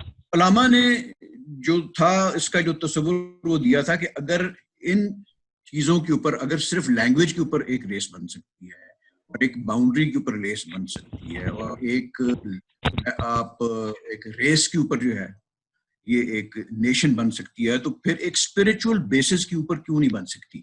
سو مسلمانوں کی جو وہ کہہ رہے ہیں کہ وہ کہتے ہیں کہ جو یونیفائنگ جو ایلیمنٹ ہے وہ is the spiritual basis of that belief, کہ ایک بلیف کے اوپر بھی جو ہے ایک جو آپ کی توحید کے اوپر جو آپ کی جن کے مسلمانوں کی یعنی کہ جو کلمہ وہ ہے ان کا اس بیسس کے اوپر کیوں نہیں آپ ایک اسٹیٹ بنا سکتے. باقی آپ یہ دیکھیں کہ انڈیا کے اندر جو تھے وہ سلوشن, جو پرابلمز تھے وہ مسلمانوں کی جب زوال ہوا ہے یا ان سے حکومت چھن گئی ہے تو اور وہ بڑھتے جا رہے تھے. 800 سال آپ نے ان کے اوپر حکومت کی. You were the ruling people at that time, آپ نے تو مطلب دبا کے آپ نے جو ہے زورے بازو سے آپ نے حکومت کی. آپ کو وہ ایشوز تب نہیں تھے اتنے زیادہ جو کہ آپ کے بعد میں جو تو شروع ہوئے تھے. اینڈ شروع میں دیکھیں ان سب نے جو ہے انہوں نے کوشش کی, علامہ نے بھی کوشش کی, قائد اعظم نے بھی کوشش کی. 20 سال تک قائد اعظم جو تھے اس میں کانگریس کے اندر ہے, اور ہندو مسلم یونٹی, اور علامہ کی آپ وہ ابتدائیہ نظمیں دیکھ لیں وہ ہندو مسلم یونٹی کا ہی کر رہے تھے. لیکن جب وہ ایک نہیں تھی ہو پا رہی, سلسلہ ہو پا رہا, تو انہوں نے پھر یہ کہا کہ ایک جو ہے مسلم میجورٹی ایریاز جو ہیں وہاں پہ ہماری اپنی حکومت ہونی چاہیے. آپ نے اپنی آئیڈینٹی, اپنا تشخص, اپنی جو کلچر, اپنی یہ کس طرح آپ نے سنبھالنا تھا. آئیڈیل سچویشن تو یہ تھی کہ وہ اگری کرتے اور آپ کی جو ہے حکومتیں یہاں پہ وہ بن جاتی. لیکن بہرحال یہ میرے خیال جسونت سنگھ کی آپ کو کتاب پڑھیں گے تو آپ کو یہ چیز اور زیادہ واضح ہو جائے گی کہ جو تھا انہوں نے خود آپ کو کائنڈ آف آپ کو فورس کیا کہ آپ جو ہے وہ ایک سیپریٹ ملک آپ ایونچولی بنا لیں. اور ان ٹائم لائن سے آپ وہ دیکھیں تو کس طرح جو ہے وہ واقعات کے ساتھ وہ بڑھتے بڑھتے 1937 جو ہے وہ علماء نے قائد اعظم کو لکھا ناؤ از دا ٹائم, ابھی آیا نہیں ہے کہ اب تو ہمیں چاہیے کہ ہم مسلم میجورٹی ایریاز میں ہماری حکومت ہونی چاہیے. سب سے بڑی بات یہ ہے کہ علامہ مسلم میجورٹی ایریاز میں کیوں انٹرسٹڈ تھے. ایک تو یہ تھے کہ جس قسم کی ایک وہ مساک مدینہ یا ایک ویلفیئر اسٹیٹ یا ایک کائنڈ آف ایک اسٹیٹ جو کہ ٹرانسینڈ کرے آل ریلیجنس کو, وہ اسلام کے اندر ہی پاسبل تھی. پریکٹیکلی آپ وہ کہہ لیں, آئیڈیلی آپ وہ کہہ رہے ہیں, وہ اگر مٹیریلائز نہیں ہو سکی تو اس میں اس تھاٹ کا کوئی قصور نہیں ہے, اس میں ہم لوگوں کا قصور ہے. یہ please keep that in mind کہ وہ اس آئیڈیلزم کے اندر کوئی فالٹ نہیں ہے. آفٹر آل وہ رسول اللہ نے وہ اسٹیبلش کیا تھا, اور ان کا ایک بنایا ہوا جو آپ کے لیے ایک جو پرنسپلز انہوں نے لے ڈاؤن کیے ہیں, تو you have to follow those principles. اچھا, اس میں یہ جو آپ جو خودی کی ڈیولپمنٹ کی یہ جو علامہ بات کرتے ہیں کہ نوجوانوں کی کس طریقے سے جو ہے ان کی خودی کو ڈیولپ کرنا چاہیے, وہ ممکن ہی نہیں تھا in a state which was ruled by the Hindus. And आप ये चीज देख सकते हैं कि जब अलामा ने 1915 में शायद ये ग़ालिबन असरार खुदी लिखी है, तो it was at that time आप समझें कि इट वाज इनएविटेबल कि उनकी जो डिमांड थी एट सम स्टेज जो है वो एक सेपरेट मुस्लिम रूलिंग स्टेट की वो आनी थी.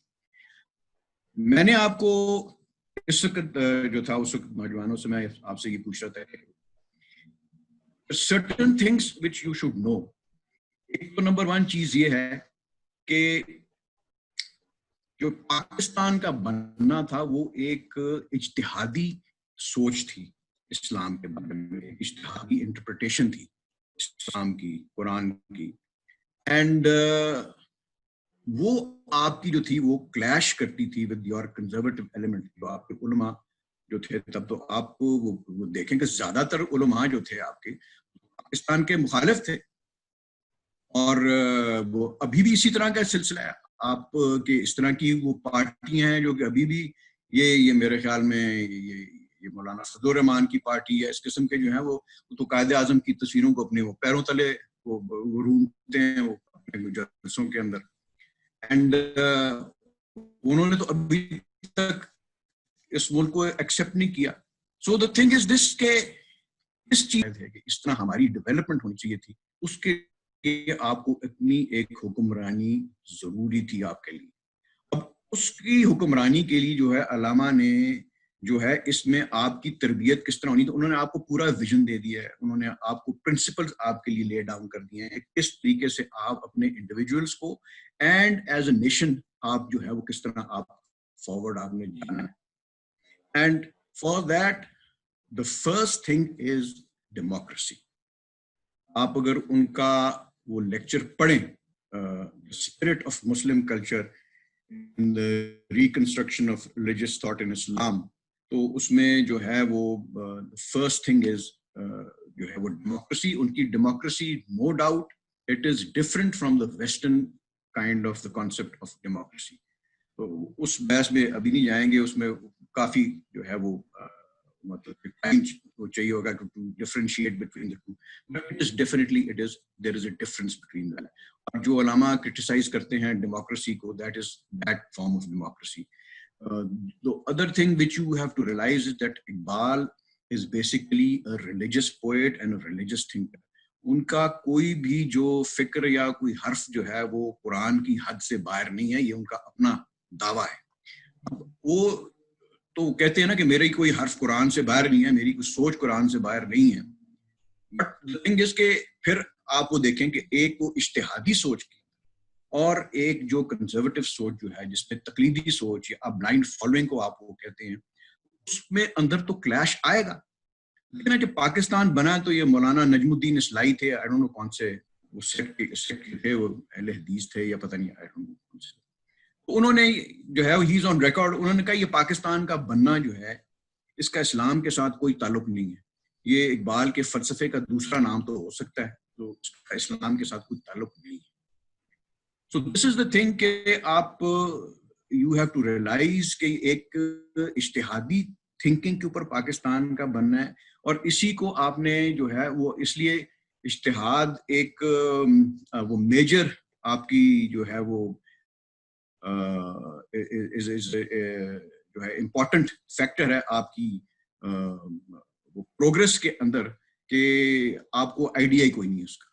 आप ये देखें कि आपका जो था स्ट्रगल था विद अंग्रेज के साथ, हिंदू के साथ, और तीसरा जो जिसके साथ स्ट्रगल था आपका मुलायत के साथ था. अब मुलायत के साथ आपका अब भी है. अब थिंग इज दिस कि जिस तरह ये आपको बल्कि मैं पढ़ के सुनाऊं कि अल्लामा वो कहते क्या हैं. वो कहते हैं कि you know that the ethical training of the masses of our community is principally in the hands of a very inefficient class of Maulvis or public preachers, the range of whose knowledge of Muslim history and literature is extremely limited. A modern public teacher of morality and religion must be familiar with the great truths of history, economics, and sociology, besides being thoroughly conversant with the literature and thought of his own community. Such public teachers are the great need of the time. مجھے آپ please, اگر آپ کے کوئی knowledge میں ہے ایسا public teacher, یہ جتنے بھی آپ کے علماء جو ہے جن کو ہماری اسٹیٹ بھی جو ہے ان کو پروموٹ کرتی ہے, ہمارے جو ہیں یہ پرائم منسٹر بھی ان کو سامنے لے آتے ہیں, ہمارے دوسرے بھی جو ہیں گورنمنٹ کے ادارے ان کو وہ پروموٹ کر دیتے ہیں. تو آئی تھنک تو وہ جس قسم کا وہ اسلام آپ کو سکھا رہے ہیں وہ تو آپ کو ایک جمودی سوچ والا اسلام آپ کو دے رہے ہیں. آپ کے آگے تو اس کے ہے ہی کچھ نہیں. وہ مطلب کہ جا کے جو ہے وہ ان کا تو سفر ہی وہ ختم ہو جاتا ہے, جا کے وہ جنت کے بعد تو ہے ہی کچھ نہیں ادھر. تو اللہ کا تو جو ہے وہ سفر وہ تو جنت پہ بھی ختم نہیں ہوتا, وہ تو اس سے بھی آگے بڑھتے چلے جاتے ہیں. So these are ایشوز وہ آپ کو یہ ہیں. میں نے آپ کو کہا ہے کہ پہلے آپ وہ پرابلمس آئیڈینٹیفائی کریں. تو جو علامہ نے آئیڈینٹیفائی کی ہیں آپ کے لیے پرابلمس, وہ یہی کہتے ہیں باقی نہ رہی تیری وہ آئی نہ ضمیری, اے کشتہ سلطانی و مولائی و پیری. سلطانی اور سلطانیت, ملائیت اور یہ پیری فقیری کی جو سلسلے ہیں اس میں سے آپ یہ نہ سمجھے کہ علامہ کوئی تصوف کے خلاف تھے, لیکن وہ وحدت الوجودی تصوف کے بالکل خلاف تھے. بس جو بھی تصوف کا سلسلہ آپ کو بے عملی کی طرف یا سکون کی زندگی کی ترغیب دیتا ہے, علامہ اس کی حق میں نہیں تھے. ابھی آپ کے اوپر ہے کہ آپ کو کیا چیز اپیل کرتی ہے, آپ اس کو مانتے ہیں یا نہیں مانتے, that is up to you, because آپ خود پڑھے لکھے لوگ ہیں. لیکن آپ میں وہ چیز کو پرکھنے کی and to differentiate between the right and the wrong, وہ صلاحیت جو ہے, اتنا اب آپ کے والدین نے آپ کے اوپر اتنی اعلیٰ تعلیم دلوائی ہے, آپ کے اوپر پیسے خرچے ہیں, تو آپ میں وہ صلاحیت پیدا ہونی چاہیے. تو بٹ یہ ہے کہ آپ اگر اقبال کو آپ نے سمجھنا تو ان ڈائریکشنز کے اوپر آپ وہ اقبال کو سمجھنے کی کوشش کریں. ادروائز جو ہے خالی ان کی تعریف کرنا یا انہوں نے یہ کہہ دیا یا انہوں نے وہ کہہ دیا, اس سے it has gotten us nowhere as a people, because it has not become part and parcel of our everyday life. So صحیح کہا سر آپ نے. یہ چیز ہے جو میں سمجھتا ہوں, اور اس کو بہت زیادہ مطلب کہ مطلب تھوڑا ٹائم چاہیے اس کو پوری طرح آپ کو میں ایکسپلین کروں کہ یہ کیا ہے, کیا چیز. وہ کبھی ملے گا تو آپ کے ساتھ ضرور کریں. ابھی تو میں نے آپ کے لیے فوڈ فار تھاٹ چھوڑا ہے, آپ اس کو اس طریقے سے دیکھیں.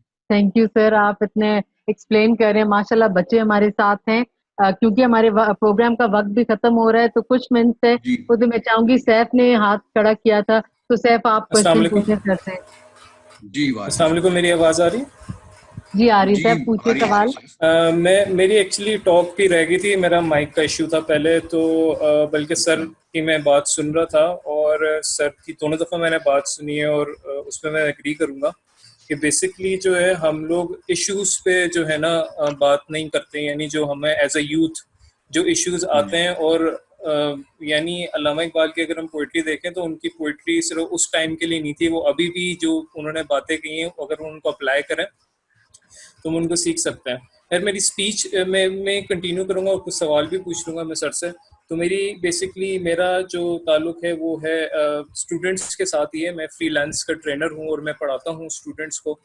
تو میں میرا کام یہ ہے کہ ان کو ارننگ کی طرف لے کے آنا, آن لائن ارننگ کی طرف لے کے آنا. تو میں بڑے ہی اس طرح کی سٹوریز دیکھتا ہوں کہ ہماری جو یوتھ ہے وہ بہت زیادہ کنفیوزڈ ہے, وہ بہت زیادہ مس گائیڈڈ ہے, مطلب ان کو سمجھ نہیں آتا, ان کا کوئی ایک ویژن نہیں ہے.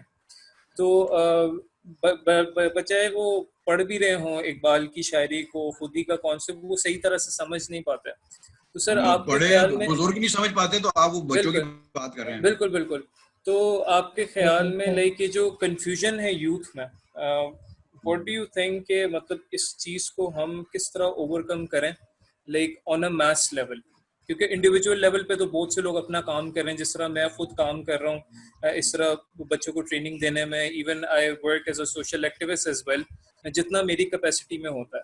But on a mass level considering this aspect کہ ہم لوگ یہ جو ہماری یوتھ جو کنفیوژن کا جو شکار ہے, اس چیز کو ہم کس طرح ٹیکل کر سکتے ہیں؟ ٹھیک ہو گیا Saif, thank you so much for your question. اور انفارچونیٹلی آپ کا مائک نہیں تھا, تو کوئی بات نہیں, آگے جو ویبینارز ہوں گے ویل انشاءاللہ get back to your speech and your time. Over to you, sir. आप सैफ के क्वेश्चन पे. आपने मुझे क्वेश्चन ही बुला दिया उनका. फिर से दोबारा पूछा सैफ, आपने क्या क्वेश्चन किया था? जी सैफ पूछिए दोबारा. क्या पूछा था सैफ ने?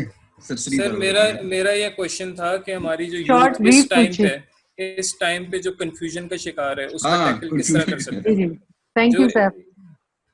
अच्छा, वो कंफ्यूजन का जो मसला है ना, वो तो एक उसको टाइम चाहिए उससे, और एक सस्टेन्ड एफर्ट चाहिए. पहले तो आप ये देखें ना कि आपके जिन लोगों को आप पावर में लेके आते हैं वो आपके इस विजन के मुताबिक हैं या नहीं है. अगर वो नहीं है तो फिर आप वो भूल जाएं. ये आपको पर्सनल एफर्ट से आप इस चीज को आप हासिल कर सकते हैं, और उसके बाद आप में कितनी इस्तेदाद है, आप कितना जो है अपना एरिया ऑफ आपका जो है इन्फ्लुएंस कितना है, and how you can make it into kind of mass kind of communication का उसको जरिया बनाए और करें. स्ट्रगल के बगैर कुछ आपको हासिल नहीं होना. मैं ये बार बार हर एक को कहता हूँ कि अलामा को जब आप वो पढ़ते हैं तो अलामा इतनी अवेयरनेस, इतनी ज़्यादा एम्पावरमेंट, इतनी ज़्यादा पावर जो है वो इंडिविजुअल को देते हैं कि it is not tolerable by our rulers, कोई भी हो. एंड अगर आप खुद सोचें कि इतनी ज्यादा अवेयरनेस, इतनी ज्यादा आपके अंदर वो पावर ऑफ फ्रीडम आपके सारी कौम के अंदर पैदा होता है, तो फिर आपके ऊपर हुक्मरानी किस तरह होगी? How will you be ruled so easily? अभी तो आपको जो है वो आपके लिए वो ये जो है वो दीन भी इस्तेमाल होता है. जब आपके साथ जुल्म होता है मुआशरे में तो वो आपको जो है ये जो है इस चीज की आपको फिर वो दीन पढ़ाया जाता है कि ये तो आपकी किस्मत में था, आपके साथ ये होना ही था. फिर आपकी जो किस्मत में था, जब आप उसको एक्सेप्ट करेंगे आप जुल्म को, तो इकबाल कहते हैं कि फिर जो है जब इतना जुल्म सहते सहते जो है कौमों को जब जुल्म की सहने की आदत हो जाती है तो उनकी खूब बन जाती है. गुलामी उनका खूब जो है उनकी वो एक सरिश्त, उनकी सेकंड नेचर बन जाता है, और उनको उसमें से निकालना जो है वो तकरीबन नामुमकिन हो जाता है. तो ये चीजें हैं सारी. इट इज नॉट पॉसिबल कि आप जो है एक रैंडम सेशन के अंदर आप इस तरह नहीं कर सकते. अगर आप इसको कोई एक स्पेसिफिक सेशन के जरिए आप किसी भी प्लेटफॉर्म पे जो है आप इसको वो ऑर्गेनाइज करें तो we can impart that knowledge to you in greater detail. And Aisha है, Usman is on board. आप I'm sure आप इनके साथ राब्ते में हैं, तो इनके साथ आप वो कर लें. ये ग्रुप का अपना सिलसिला तो चल रहा है, लेकिन जिन्हों को कुछ स्पेसिफिक नॉलेज वो चाहिए या आप इन डेप्थ आप जो है वो जाना चाहते हैं, तो I can take out time for you. It will be my pleasure, and it's always it makes me happy to meet youngsters. Thank you very much sir. इंशाल्लाह ऐसे डायलॉग्स और ऐसे वेबिनार्स हम करते रहेंगे और आप वाली बात की किसी स्पेसिफिक टॉपिक पे भी जाएंगे. आपने बहुत अच्छे तरीके से सवालों का जवाब दिया. We are honoured that you have been with us. हम अपने प्रोग्राम के एंड पे पहुंचे हैं, तो मैं आयशा से भी दरख्वास्त करूंगी कि कुछ वो हमसे शेयर करें. उसके बाद मैं सर इकबाल सलाउद्दीन साहब से दोबारा रिक्वेस्ट करूंगी कि वाइंड अप करें और हम अपना सेशन खत्म करें. Over to you ma'am Ayesha. Okay, thank you very much. आप सबका शुक्रिया अदा करने के साथ साथ मैं ये बता दूं कि this is just a nice breaking session. अल्लामा इकबाल के ख्वाब 100 साल से शर्मिंदा ताबीर होने को बेताब हैं. And I hope and I pray कि this is just the start of making that vision into a reality. अल्लामा ने तसव्वुर दिया है और हमें इस ख्वाब की ताबीर इंशाल्लाह नौजवानों के ज़रिए से करनी है. और आज जो प्रोग्राम शुरू हुआ है इंशाल्लाह ये एक मूवमेंट बन जाए. मैं दुआ करूंगी कि ये पूरे मुल्क के अंदर फैले, और ना सिर्फ ये कि ये प्रोग्राम्स हों बल्कि हम इंशाल्लाह पॉलिसी बनाएं, हम एक्शन प्लान्स की तरफ जाएं, हम इसमें स्टेप्स ले सकें, और इंशाल्लाह वो काम जो कि इस कौम को, इस मुल्क को, इस मिल्लत को जितनी ये मायूसी के अंधेरे इससे निकालने के लिए ज़रूरी हैं, हमारे पास रिसोर्स मौजूद है नौजवानों की शक्ल में. हम इनको वो लीडरशिप दें जो इनको गाइड कर सके, और इंशाल्लाह इनके ज़रिए से हम इन सारे अंधेरों को, तारीकियों को उजालों में बदल दें. Thank you so very much. आमीन. Thank you so much ma'am Ayesha, इतने खूबसूरत अल्फाज में आपने सारे उस चीज को एनवेलप किया है. तो अब मैं चलूंगी सर इकबाल सलाउद्दीन साहब की तरफ कि सर हमारा जो प्रोग्राम है ये एंड हुआ है, कुछ आप अपने अलविदाइया कलमात कहें, जो चैलेंजेस हमारी नेशन फेस कर रही है, जो आप उनके प्रैग्मेटिक सॉल्यूशंस देखते हैं, और नौजवानों को कोई पैगाम जो आप देना चाहते हैं. मैं बहुत बातें करूंगा आपसे. एक तो नंबर 1 कि ये नौजवानों को जो है ना, आपको अपने जहन से निकाल देना चाहिए कि सियासत बड़ी गंदी है और ये है इसी तरह ही है. ये भी आपके जहन में है कि मुल्क जो है ये आपके मेरे आबा अजदाद ने बनवाया था. तो सिविलियंस ही थे सारे, उन्हीं की स्ट्रगल थी, उन्होंने ये मुल्क बनाया. Now the thing is this कि जिस तरह कायदे आजम ने आपके लिए हिदायत छोड़ी है कि नौजवानों को जब तक आप अपने पैरों पर खड़े ना हो जाएं, आप सियासत से जो है परहेज करें. Once you are able to stand on your feet, I suggest that you should enter politics, because जो अच्छे पढ़े लिखे लोग जब फील्ड को खाली छोड़ते हैं तो फिर गंदे लोग ही जो है उनकी जगह पे वो आते हैं. नो डाउट आपको एक एफर्ट, एक स्ट्रगल जो है आपको जिंदगी के अंदर वो करनी पड़ेगी और वो करते रहने चाहिए. और इसीलिए जो है वो अल्लामा कहते हैं कि नशवद नसीब जानत के दमी करार गिरत तब जिंदगानी बतो आशिकार बादा, कि अल्लाह करे कि तुम्हारे नसीब में एक लम्हे की भी जो है वो तुम्हें जो है वो सुकून नसीब ना हो. या आपके लिए दुआ कर रहे हो ताकि तुमको जिंदगी की तवो ताब, उसकी तपिश, उसकी स्ट्रगल करने की जो है वो तुम्हारे ऊपर आशिकार हो कि वो किस तरह की जाती है. एंड दूसरा वो कहते हैं कि चनौन बजी कि अगर मर्गे मास्त मर्गे दवाम खुदा से करदा ये खुद शर्मसार. इस तरह की जिंदगी गुजारो, lead life of such excellence, just in case कि हमें जो है वो इस दुनिया के बाद हमें अगले जहान में जिंदगी नहीं देनी खुदा ने, तो हमारी एक्सीलेंस देख के, हमारी परफॉर्मेंस देख के इस दुनिया के अंदर वो हमें मर्गे दवाम जो है वो देने से वो खुद उसको जो है वो शर्म आए कि इतनी इस बंदे ने, इस बंदी ने जो है जो लाइफ ऑफ एक्सीलेंस गुजारी है, तो how can I not grant this person an eternal life. सो इसके साथ आपको आपसे इजाजत चाहूंगा. तो इंशाल्लाह अगली दफा को मौका मिलेगा तो जरूर आपके साथ इंशाल्लाह सर ऐसी महफिलें हम करते रहेंगे. इसके साथ ही हम अपने प्रोग्राम के इख्तिताम पर पहुंचे. सर इकबाल सलाउद्दीन साहब की, मैम आयशा की और तमाम जो हमारे स्पीकर्स जिन्होंने हमें ज्वाइन किया और जो ऑनलाइन व्यूअर्स थे, उन सब की मैं शुक्रगुजार हूँ. और ये नैरेटिव यहाँ पे ख़त्म नहीं होता. हमने इकबाल का जो फलसफा है उसको अपनी ज़िंदगी में उतारना है, अपने अमल में लेके आना है. और अभी तो आगे बहुत इश्क के इम्तिहान है, जो उन्होंने कहा कि सितारों से आगे जहाँ और भी है, अभी इश्क के इम्तिहान और भी हैं. इसके साथ ही आप सबसे इजाज़त चाहूंगी. अल्लाह हाफिज. पाकिस्तान जिंदाबाद.